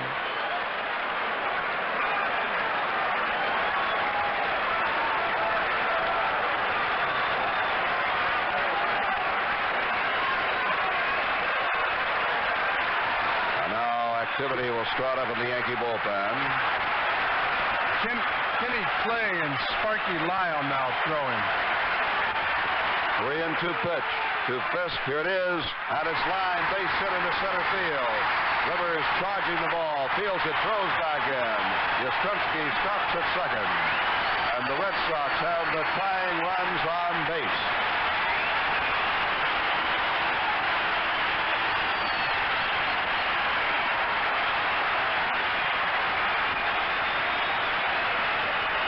Base hit number 9 for Boston. Munson is out at the mound.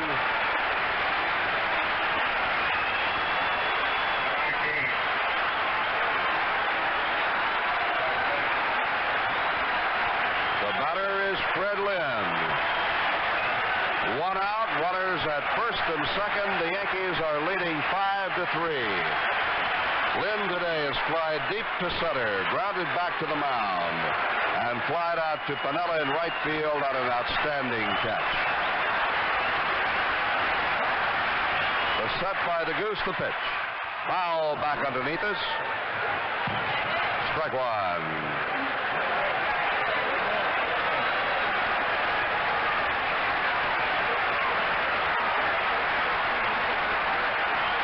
Left-hand batter waiting. Swings and lines one through the left side. Base hit into left field. Here comes Yastrzemski. Waves home. The throw goes to third base, and it's now 5-4 New York. As the Red Sox have collected their 4th hit here in the 8th inning. The 3rd single in a row. The Yankee lead is cut to a run. Once again, a fastball. Freddie Lynn drilled between short and third into left field. Roy White charged the ball. Right now, Bob Lemon walks out of the Yankee dugout. He wants to talk to his ace, Rich Gossage, the Red Sox, with 1 out. The bottom of the 8th inning have scored 2 runs. The score is now the Yankees 5, the Red Sox 4. Once again, 1 out, bottom of the 8th inning. Butch Hobson will be the hitter for the Boston Red Sox. And this, the 2nd playoff game in the history of the American League. The other game, Bob Lemon was a pitcher with the Cleveland Indians, 1948.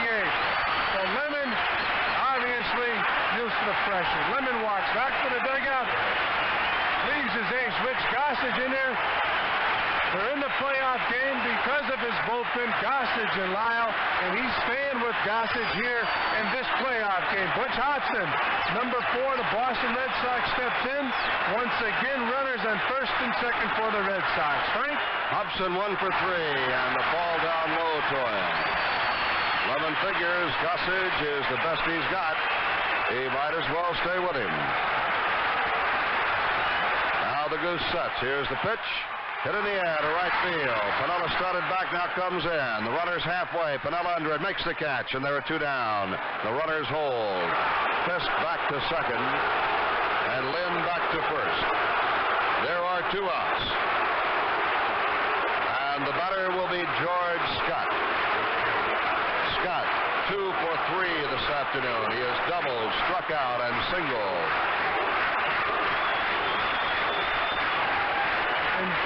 The Boomer told me before the game he was upset with Zimmer because of the benching that he took in New York, in the big series in New York. He said in order for the Red Sox to win, he he feels he has to be in a lineup. He's hit a double off the center field wall and single to right. Slider low and away. Ball one. Runners at first and second. The Yankees lead 5-4 here in the eighth. The pitch. Foul back. Big swing by Scott, and he fouled it straight back. A ball and a strike. 2 on, 2 gone.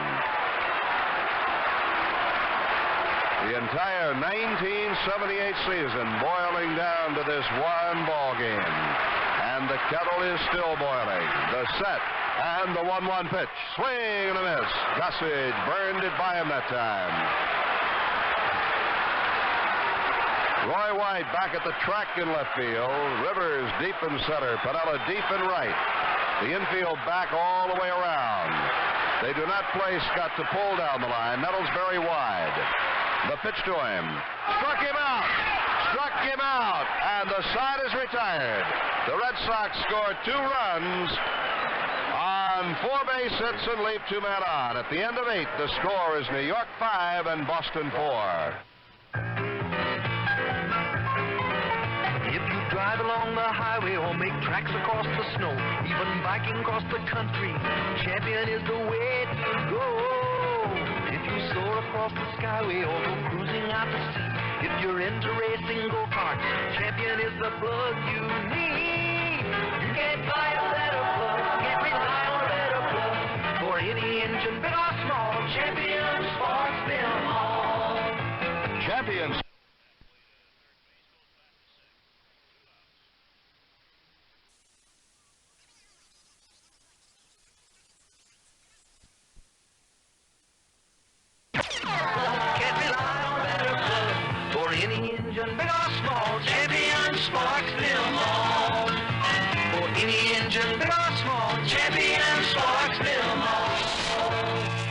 Listening to the game just isn't the same as being there. The special magic a hot summer's day and an even hotter Yankee Stadium crowd give to the game, well, it's just missing. So do something about it. Grab a Yankees Frank, because Yankees Franks have the taste that takes you out to the ball game, even when you're listening at home. Bite into one. Feel like cheering? Go ahead. The crowd won't mind. Yankees Franks. Colonial makes it. We go to the 9th inning here at Fenway Park. Red Stanley, Bucky Dent, and Mickey Rivers will be up for the Yankees. Andy Hassler on the mound for Boston, the 3rd Red Sox pitcher. Mike Torres is the pitcher of record. Bob Stanley relieved Torres in the 7th. Hassler relieved following Jackson's home run in the 8th. The Yankees scored 4 runs in the 7th inning, 3 of them on a home run by Bucky Dent. The other run knocked in by Thurman Munson with a double, and Reggie Jackson homered in the 8th. Stanley is batting for the first time in the game, hitting .220 on the year, 1 homer and 9 runs batted in. Hits a ground ball to the second baseman, Remy, and he throws him out 1 away.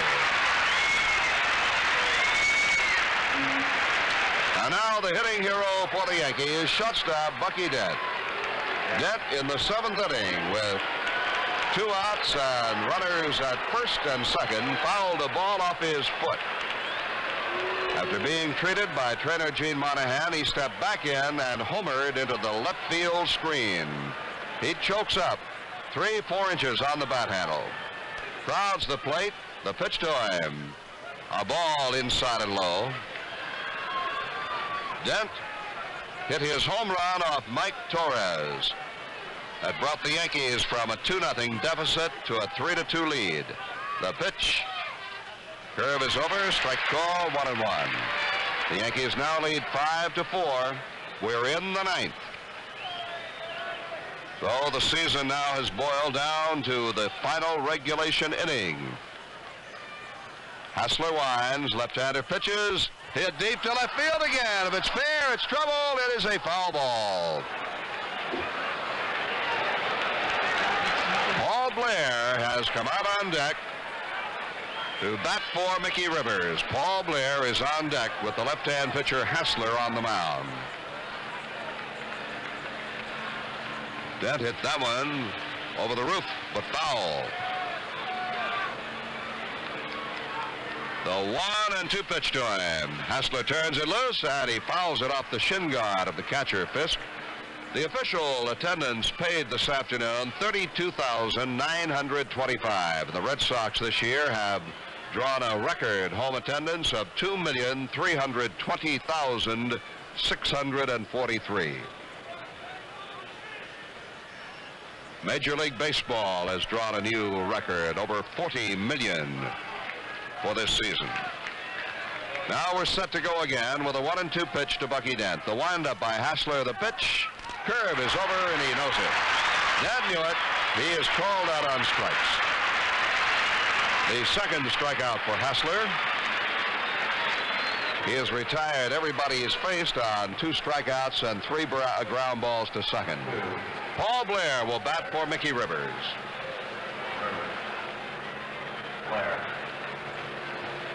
Blair batting for Rivers. Paul hitting 169, 2 home runs, 13 runs batted in. Right-hand hitter, left-hander Hassler delivers. Blair fouls the pitch back, strike 1.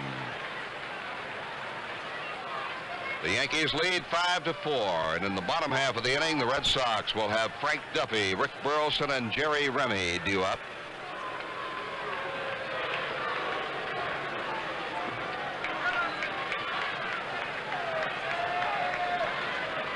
Left-hander Hassler checks the sign with Fisk. Now the windup and the pitch to Blair. A ball outside, 1-1. Right fielder Jim Rice plays in fairly shallow against Blair. Center fielder Lynn shades him toward left. The infield plays him around to the left side with the third baseman Duffy in tight. Ball 3 comes in high, and it's 3-1. Make it 2-1. 2 balls and a strike. Hassler strolls around the pitcher's mound. Now climbs back on top. 2 balls, 1 strike, 2 outs. The Yankees lead 5-4 here in the 9th. The pitch on the way. Hit on the ground through the left side. Base hit. He jammed him with that one, and Blair ripped it by the diving Duffy and is on with a 2-out single. That brings Don Zimmer, the Boston manager, out to the mound. And he may want a right-hander, and he will, to pitch to Thurman Munson. Dick Drago will be called in to pitch to Thurman Munson. Hassler retired the first 5 men he faced before Blair singled. That was not a bad pitcher's pitch. It looked like it was down in on Blair, but Paul stepped back and drilled it on the ground past Duffy. The Yankees now have their 8th hit in this ball game, and Drago comes on in relief.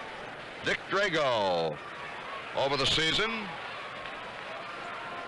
won 4 and lost 4. He started 1 game, relieved 35 times.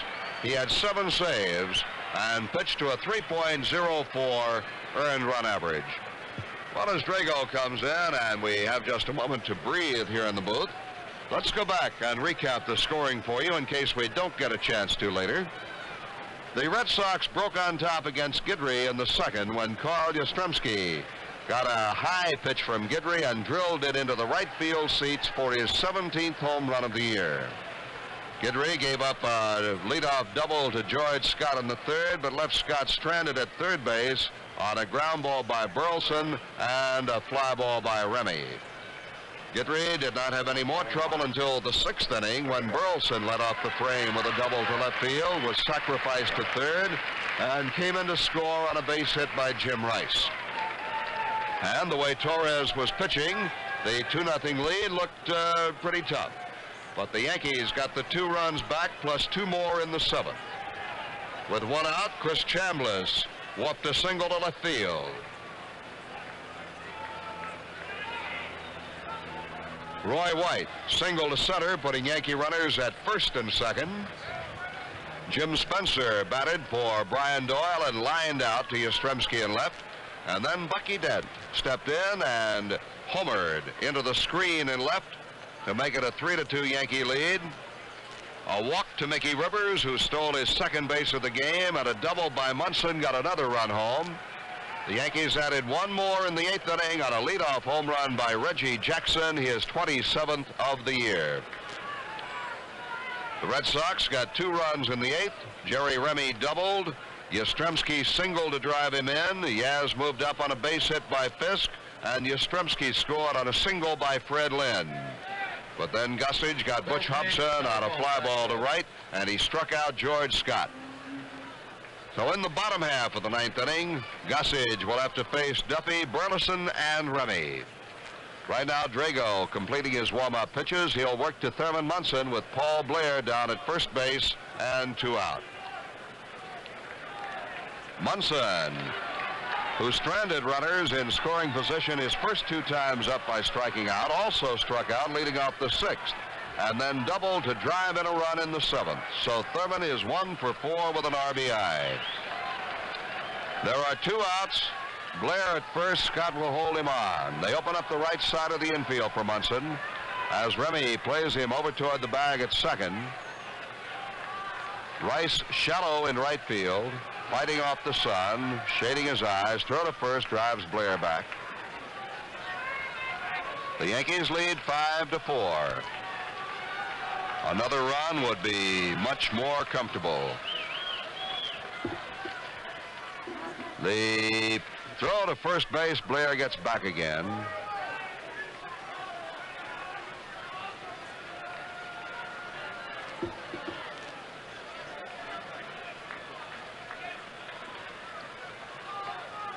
Now the stretch by Drago. Right-hander slowly drops the hands and the pitch down low with a fastball. Bill Campbell, a veteran right-hander, is warming up in the Boston bullpen.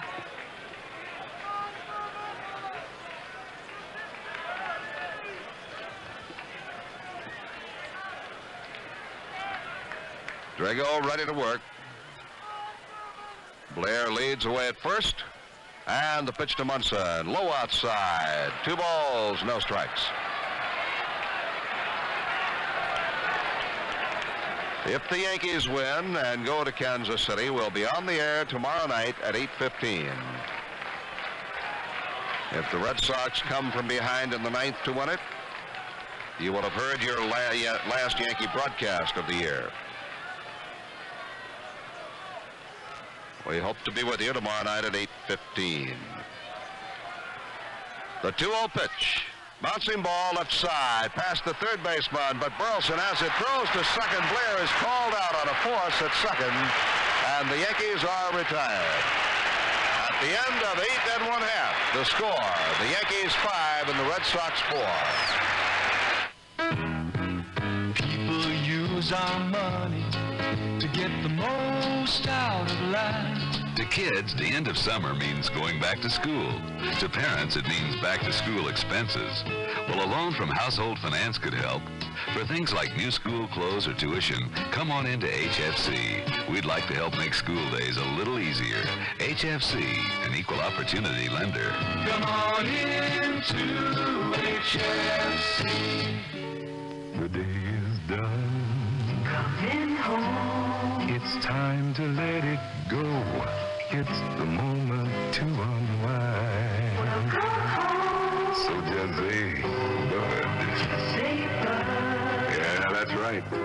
There's nothing like getting home, especially when there's a cold can of Bud waiting for you. 'Cause when you say Budweiser, you said it all. Anheuser-Busch, St. Louis. Do all of your home improvements better for less at a Rickel Home Center. Right now at the Rickel Fall Super Sale, you'll save over $2 on a fine or coarse finish rotary stripper. Regularly $5.99, now just $3.88 at Rickel. This handy item will quickly spin clean rust, paint any coated surface. So stop in to a Rickel Home Center near you, pick up your sales circular, and check out the values. Quality, value, and selection, Rickel has it all. Paul Blair is in center field for the Yankees as we go to the bottom half of the 9th inning, and Dwight Evans will lead off for Boston, pinch hitting for Frank Duffy. Evans is a right-hand batter. He is hitting .248. 24 home runs, 63 runs batted in. Rick Burleson is on deck, and then Jerry Remy with Goose Gossage on the mound for the Yankees. New York leads 5-4, a very shaky lead in any ballpark, and especially here in Fenway Park.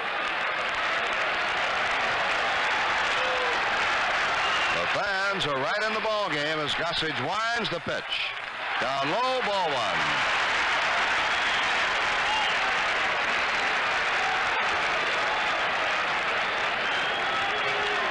Steps away. Time is called. Bullpen gate to the Boston bullpen had been open for some reason. Now we're back, and the pitch. Hit high in the air to left field. Gary Thomason now in left field for the Yankees. Gets under the ball, makes the catch. Gary Thomason in left. One out. Number 7. Now Rick Burleson. Burleson hit a home run in yesterday's ball game for the Red Sox as they beat Toronto. He has doubled in 4 trips here. Right-hand batter takes a low fastball, ball one. Jerry Remy is on deck. For Burleson, the Yankees straighten up the defense. The pitch, low, ball two. Lou Piniella out in right field. Keeps putting his glove up over his eyes to try to watch the pitch come into the hitter. There's ball 3, low and away. Gossage has fallen behind, 3-0 on Burleson. Right-hander winds and pitches. A strike call, 3-1.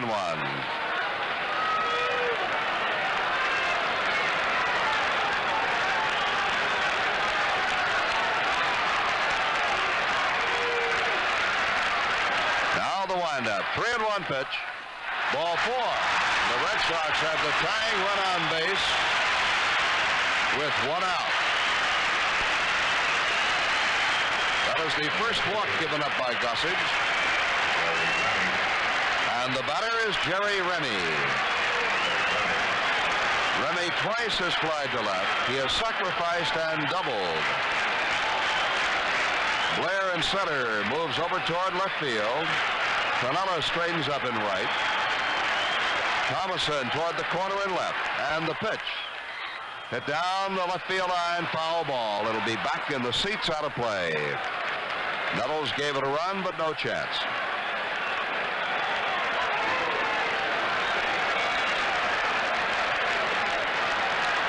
Sparky Lyle and Ken Clay are throwing in the Yankee bullpen. Gossage with the pitch. Swing and a miss. No balls and 2 strikes on Jerry Remy.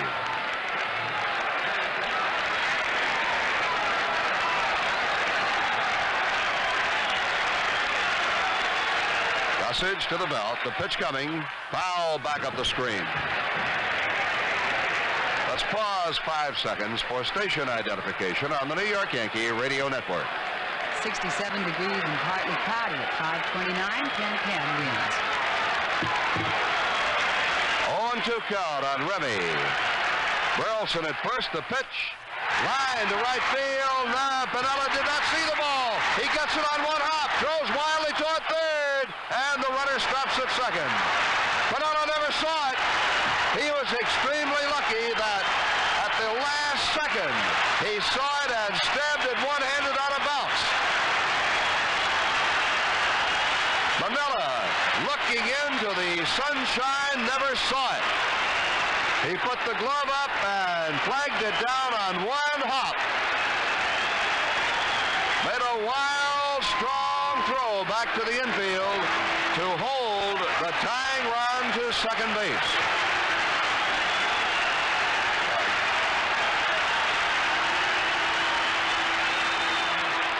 Jim Rice fouls one back over the roof.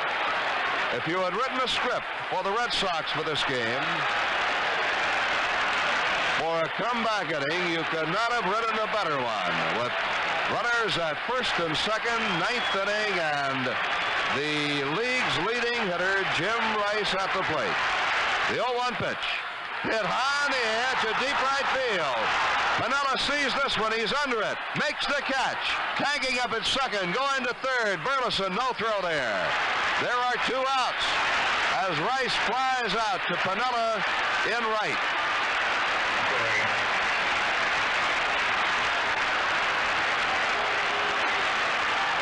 And now Bob Lemon, the Yankee manager, is on his way out to the mound as Carl Yastrzemski will be stepping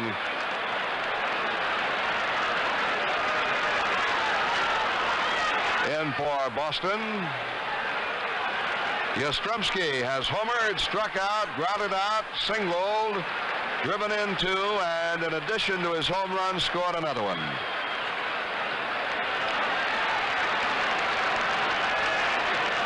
Lemon started away, and Munson called him back. Now they want one of the infielders to come in, and that would be Greg Nettles. Lemon goes back toward the Yankee dugout, and Yastrzemski will be up with the tying run at third. A runner at first, and 2 outs here in the 9th inning. Can Gossage get Yastrzemski, or will Yastrzemski tie it up or perhaps win it for Boston?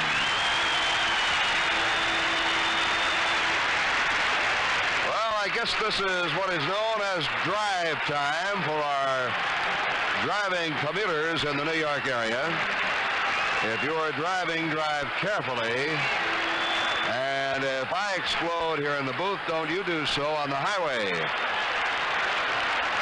2 outs. The Yankees lead 5-4.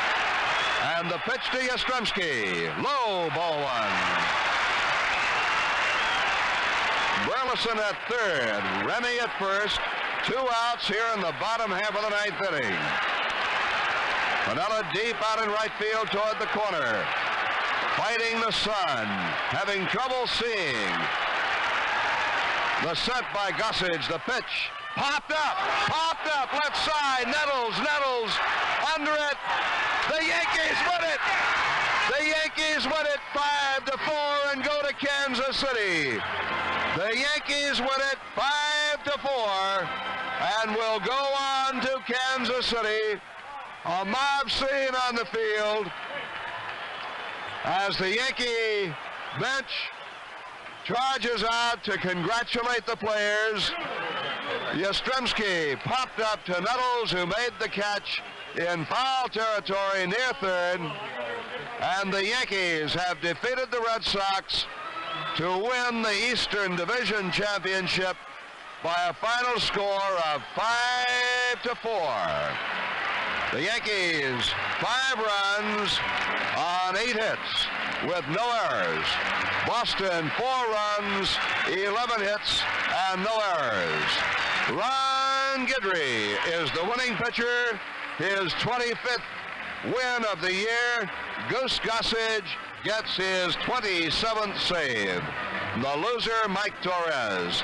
And now let's go downstairs to Fran Healy in the victorious Yankee clubhouse. So you're the biggest game of the year. You find yourself in a lineup. What are your thoughts right now? Well, I think, this way we've been playing so super. I'm just glad I'm an opportunity to be with a great team like the Yankees and be associated with these guys. And Guidry threw a hell of a game, and Boston's a hell of a team, and just one of those things, Fred, how about the playoffs? What do you see for the Yankees against the Royals? Well, I think we'll beat the Royals. I think with Guidry not starting where it is, we're just going to have to see who they start. I think we're going to take them in 3. We're all confident this is a big lift for us. We're going to go in there and try to do some damage. Okay, Chicken, thanks a lot. Now we got Ron Guidry, the unbelievable left-hander with the New York Yankees. 25 and 3 out of the year. Gid, your thoughts? You're pitching the second playoff game in the history of the American League. It's got to be quite a feeling. Well, it's a good feeling, to come back and win, and it was a big win. I really didn't have all that good stuff today, but I managed to hang in there and get some outs when I needed them. And like I said, you keep this club close to them, and they'll come back and score some runs, and that's what they did. Kid, when do you think you'll be ready to pitch in the playoffs? I know Bob Lemon had to change the rotation last week to get you ready for this playoff game. He's usually not a playoff start tomorrow. When do you think you can be ready to pitch? Well, it'll probably be either Friday or Saturday, and if we can win maybe one of the first 2 games, I might not pitch until Saturday because I would like the extra day. Ryan, this may be the biggest. Right now we have Jim Spencer. Spence, congratulations. Oh, thanks, man. Spencer, must have been tough. Last year you had a great year with the Chicago White Sox. This year you didn't play as much. Considered the best glove in all of baseball at first base. You found yourself designated hitter. Every now and then fill in for Chris Chambers, but you're with a winner. It's all worth it, Fran, believe me. I've never been on a winner before.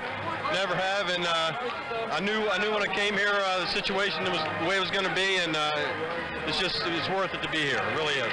Spence, the Red Sox, they won 99 ball games this year, a good ball club, obviously a very tough loss for them. They're a great ball club, and they didn't give up when they got down 5-2, and they just kept fighting back. They're a great ball club. It's just a shame that one club had to lose, but it's going to be a long winter for them, especially at the big lead they had in July, but they certainly don't have anything to be ashamed of. They're a great ball club. Okay, Spence, I thank you very much. Now Arthur Adler's running Jay Johnstone in here. Thank you, Spence. Jay, the Spence hamburger. I've already ate some. Jay, last year with the Phillies, you're with the division winner right now, the New York Yankees.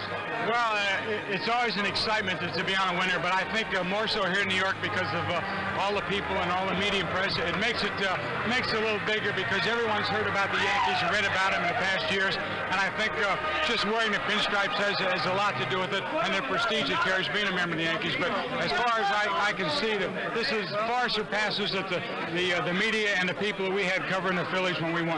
Is it difficult to accept the position as a backup player, even though it is on a winner? Well, yes, it is, because you know you want to be out there playing. You know you want to be contributing. If you can't contribute by playing the game, then all you can do is pull for the guys and hope they do well. And when Bucky hit that home run, I think all on the bench, we all had to go get throw lozenges. Everybody was yelling and screaming, and everyone was hollering for Bucky and Reggie and Thurman and everyone. And this is what you try and do when you're sitting there. You got to pull for the guys because that's the only way you can help them. And especially when we're like down 2-0, you know, you can't let the guys get out. You got to pull at them and keep them up. Jay, I appreciate it. Thank you very much. Now they're running Catfish Hunter over here. James, I don't want to interfere with your eating. How's the food? Real good. Heck, I hadn't had anything to eat all day. I was about to die out there. Cat, yesterday you pitched in a big game in New York. The Yankees, of course, lost that ball game. This is your 7th winner, and it's the first time you've been involved in a playoff game because it's the second playoff game in the history of the American League. Your thoughts? Well, I think, this is probably the biggest game that NM's ever played in because, if you lose this, you don't win any money. You don't win nothing. And, if you win, you know you're going to get some money. You're going to get in the playoffs, then get in the World Series. What about the playoffs? When will you be ready to pitch in the playoffs? Anytime he wants me. Okay, well, we'll send the word over right now. Thank you very much, Cat. Good luck. We have now a gentleman who bought the New York Yankees in 1973. He said in 3 years he'd make it a winner. He made it a winner right now here in 1978, a playoff game. George Steinbrenner, this has to be one of the most exciting days of your life. Well, we'll have trouble matching this in anything, Fran, the excitement, and give credit to Boston. They were a super team. When we passed them, they came back at us, tied us, and this is the way it should have been won, head-to-head, like it was today. George, how about the playoffs? Is it going to be difficult to get this ball club up? No, these guys are professionals. They'll have their hands full. We've got a disadvantage now, but you saw the way they came back today, down 2-0. They're ready. Don't worry about them. George, when you bought this ball club in 1973, did you really think you'd make this club a winner in 3 years? I mean, you did it, but a lot of people said that it's almost impossible because many people have owned ball clubs have said the same thing. It never happened, and then you made it a winner. 1973 and 76, they won the American League pennant. Well, I'll tell you, Fran, you can do it if you feel the right way. And the fans in New York, don't forget, we drew over 2.3 million this year. The fans do it. The New York fans, that's what does it. Okay, thank you very much, George. And right now, we'll be right back right after this. Jackie Stewart, winner of more Formula One Grand Prix automobile races than any driver in history. Formula One racing can be incredibly expensive. Even tires and fuel don't come cheaply. Of course, in racing, the price of fuel is not much of a consideration. But when you're driving down the highway in a car that doesn't deliver such terrific gas mileage, and you've got to use premium gasoline in that car, well, then the price of gasoline should be a consideration. Paying premium prices for premium gasoline is not something I'd care to do. Not when there's a premium that sells for less than most other major premiums. Getty Premium. Getty offers quality premium gasoline without the premium price. That means you can get the power your car demands and pay less for it. So remember, when you fill up next time, fill up with Getty Premium. The premium that gives you more miles for your money. Go. Okay, we're in. I think we're still in the clubhouse. They're stepping all over this court here. We'll just get this drill out of the way. I'm with Paul Blair, the New York Yankees, in the second playoff in the history of the American League. Won this game 5-4. Paul, you've been with the Baltimore Orioles. You've been through it before. This must be quite a feeling to win this playoff game. Oh, this is a big thrill. This is the tightest pennant race I've ever been in, and it's really a shame for either one of us to lose this game, but it just shows you how close the two teams were. We wind up playing 162 games, and then we play one playoff, and we win by 1 run. So, you know, it's a shame to see Boston lose this year, but I'd rather them lose than us. Well, we're going back out to Kansas City tonight on a chartered flight. They open the playoffs tomorrow. Of course, I think back, if the Yankees had the problems today and lost this ball game, I think back to that game where you and Reggie Jackson collided out in Kansas City, and they eventually lost that ball game. What do you see in the playoffs against the Kansas City Royals? Well, I see more of what happened today. It's going to be a tight struggle all the way through, and I really think we're going to win. I don't think anybody can deny us this year. We're ready to play. We're playing well, and everybody's hitting well, and we're really on top of our game right now, and I think we're going to beat Kansas City. I don't know how many games, but I think we're going to come out on top. Paul, I thank you for joining me, and congratulations. I know a nice base hit and a great center fielder. Thank you very much, Paul. Right now, I have the president of the New York Yankees, Mr. Al Rosen. Congratulations, Mr. Rosen. Fran, what a great ball game. The fans got all of their money's worth today, didn't they? Yes, they did. In 1948, we mentioned in opening the game today that you and Bob Lemon were on the ball club. The Cleveland Indians came into Boston and won a playoff game here. A different type of feeling, I'm sure, as the president of the New York Yankees. Absolutely, and of course in that ball game, even though I was sitting on the bench, we won it 8-3. We got out front early and kept them. This ball game today was an unbelievable ball game. I'm just amazed. But our fellows, Fran, as I've told you all along, are pros. They know how to play.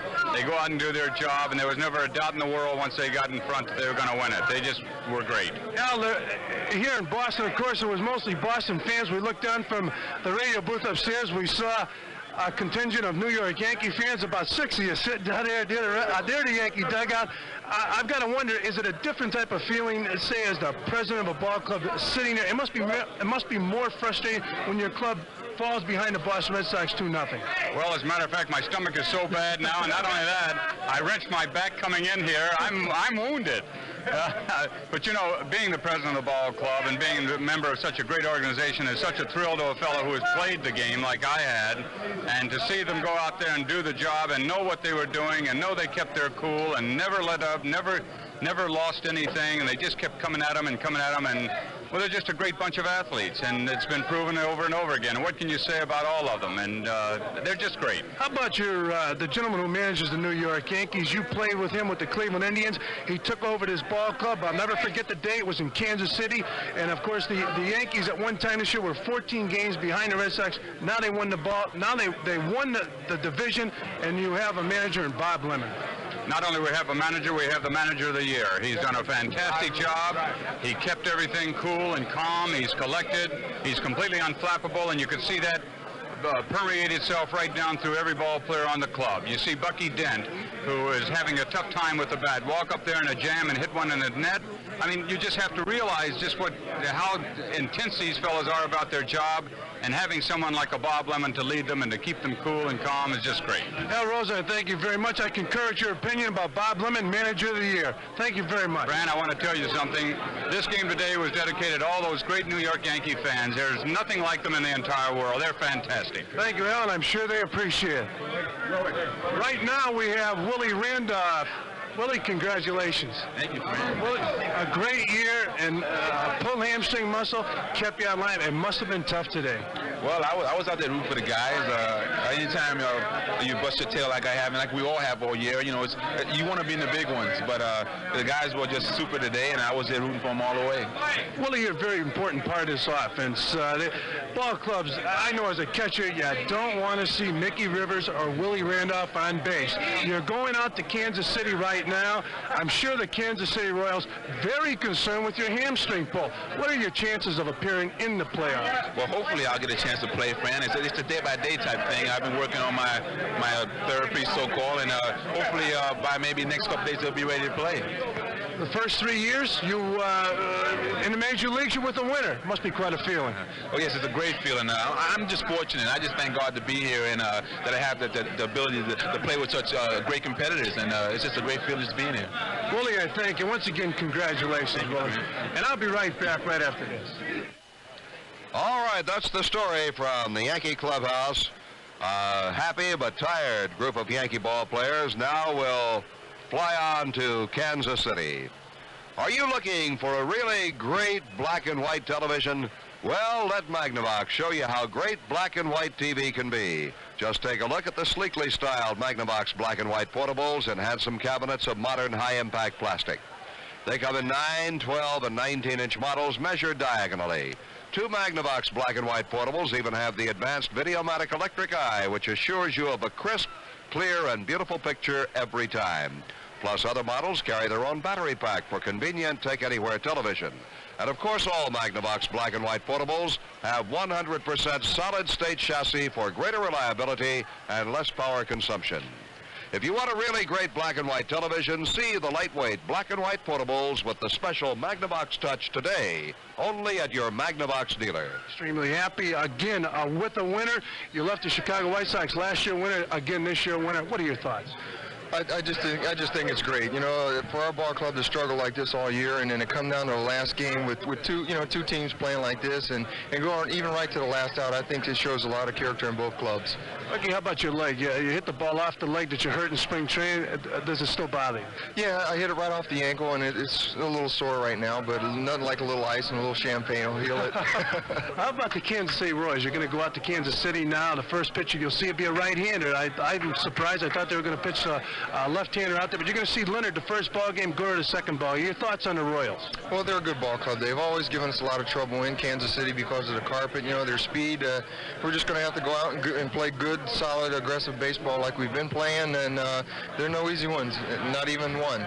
Well, how about the turf? I mean, what kind of an effect will that have on, say, a New York Yankee ball club? Well, we haven't played on the turf a whole lot, and Kansas City, you know, that's our home park. We just got to, cut their extra base hits off. I think if we don't give them any extra base hits, we can handle them. Are you going to take your home run battle on with you? I'm going to take every one of that. That's what Mickey gave me. I'm going to take it with me for sure. Bucky. Changing the side.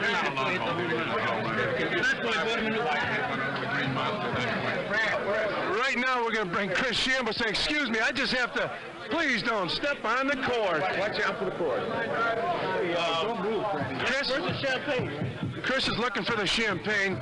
Chris, 1976, a very dramatic home run against the Kansas City Royals. Many people feel this is even a more dramatic victory for the Yankees. They had to come into Boston. Of course, Boston favored here in the Boston ballpark. What are your thoughts? Oh, Fran, I feel great. We come a long way, and of course so has Boston. And we never thought it'd end like this, but it's fantastic. You got two great teams to fight it out at the end, and I'm just glad that we won. You never thought it would happen like that? Chris, let me ask you, how about Kansas City? You have to go out there. Now, what are your thoughts on the Kansas City Royals? You're going to face Leonard first day out there, then Larry Gora. Well, we faced them before, and they're going to be tough. I mean, they're tough at their ballpark, but right now we're kind of taking this one in, and we'll worry about them tomorrow. Can there possibly be a letdown after a victory like this, and now you have to start the playoffs? I mean, there's no day off. If you won yesterday, you would have had the day off to think about it. Yeah. Can there possibly be a letdown? I don't think so, Fran. We played all season to get to this point, and there's no reason why we're going to stop now. We know that this is only part of the way. You know how hard it was getting there, but we're going to go all the way, and that's really our thoughts right now. Okay, thank you very much, Chris. Once again, we're trying to get some of the players over here. We'd like to find Reggie Jackson, Lou Piniella, And I'm sure that everybody knows right now the New York Yankees, once again, the Eastern Division winner in the American League. A dramatic playoff game here in Boston. The Yankees won the ball game 5-4. A big home run, 3-run home run by Bucky Dent. The ball club was down by 2 runs. They jumped out in front of the Red Sox with a Bucky Dent home run. Thurman Munson had trouble today with the bat, struck out 3 times, but a clutch double into center field to drive in a big run. Then Reggie Jackson, a long home run into the center field bleachers. Right now, the executive producer, Arthur Adler, running around looking for some players. We're going to send it upstairs to Frank, and once we get some other players over here, we'll send it back down. Here's some very bad news for people who rob mailboxes, and some great news for people who get Social Security, railroad retirement, or civil service annuity checks. Thousands of retired folks will never again worry about checks being laid or lost or stolen. They just filled out a simple form at the Lincoln Savings Bank, and now Uncle Sam automatically deposits their checks directly in their accounts at the Lincoln every month. No more waiting around for it to come. No more lost or stolen checks. No more standing in line to cash them. Every month, the day your check is due, the money is there in your free checking account at the Lincoln or in your savings account, earning interest for you from the day it was due until the day you withdraw it. Interest that can really add up. Uncle Sam and the Lincoln do it all automatically. You don't have to do anything except fill out one form at any Lincoln branch or telephone 782-6000 and the Lincoln will mail it to you. The Lincoln Savings Bank, 782-6000, member FDIC. And so it ends the regular season 1978, and the playoffs begin tomorrow. No rest for the Yankees as they will play the Kansas City Royals in game number 1 tomorrow night in Kansas City. We'll have the pregame show at 8:15 and the game broadcast at 8:25. We hope you'll stay tuned to these same stations on the Yankee Radio Network for all the action from Kansas City. Who will be the pitchers? Who will be the starters? I have no idea. I wouldn't be surprised if Kansas City didn't go with Paul Splittorff as far as the Yankee starter. I just don't know. There is a late report that it could be Dennis Leonard for Kansas City. I understand now that Paul Splittorff's father passed away. I did not know that. So Dennis Leonard will get the start for Kansas City. For the Yankees, we just don't know. What we do know is the Yankees won the ball game here at Fenway Park 5-4 this afternoon. And I guess if the folks here in Boston write a history of the 1978 season, if they paint a phantom of Fenway Park in, they'll put a number 20 on his back, because it was Bucky Dent who homered to win the ball game for the New York Yankees, put them ahead 3-2. Reggie Jackson contributed a home run. Ron Guidry got his 25th win, and Goose Gossage got his 27th save of the year. Well, that's it. We're off to Kansas City. We hope you'll be with us tomorrow night. The engineer for Yankee Broadcasts is Brian Ferguson. Assistant producer is Carol Lee Ashwell. The executive producer is Arthur Adler. This afternoon's broadcast produced by Pam Boucher. This is Frank Messer, along with Phil Rizzuto, Bill White, and Fran Healy at Fenway Park. Our next broadcast will be tomorrow night from Kansas City. The pregame at 8:15, the game broadcast 8:25 against the Kansas City Royals. And now from Fenway Park in Boston, good afternoon, everybody. It's been a pleasure.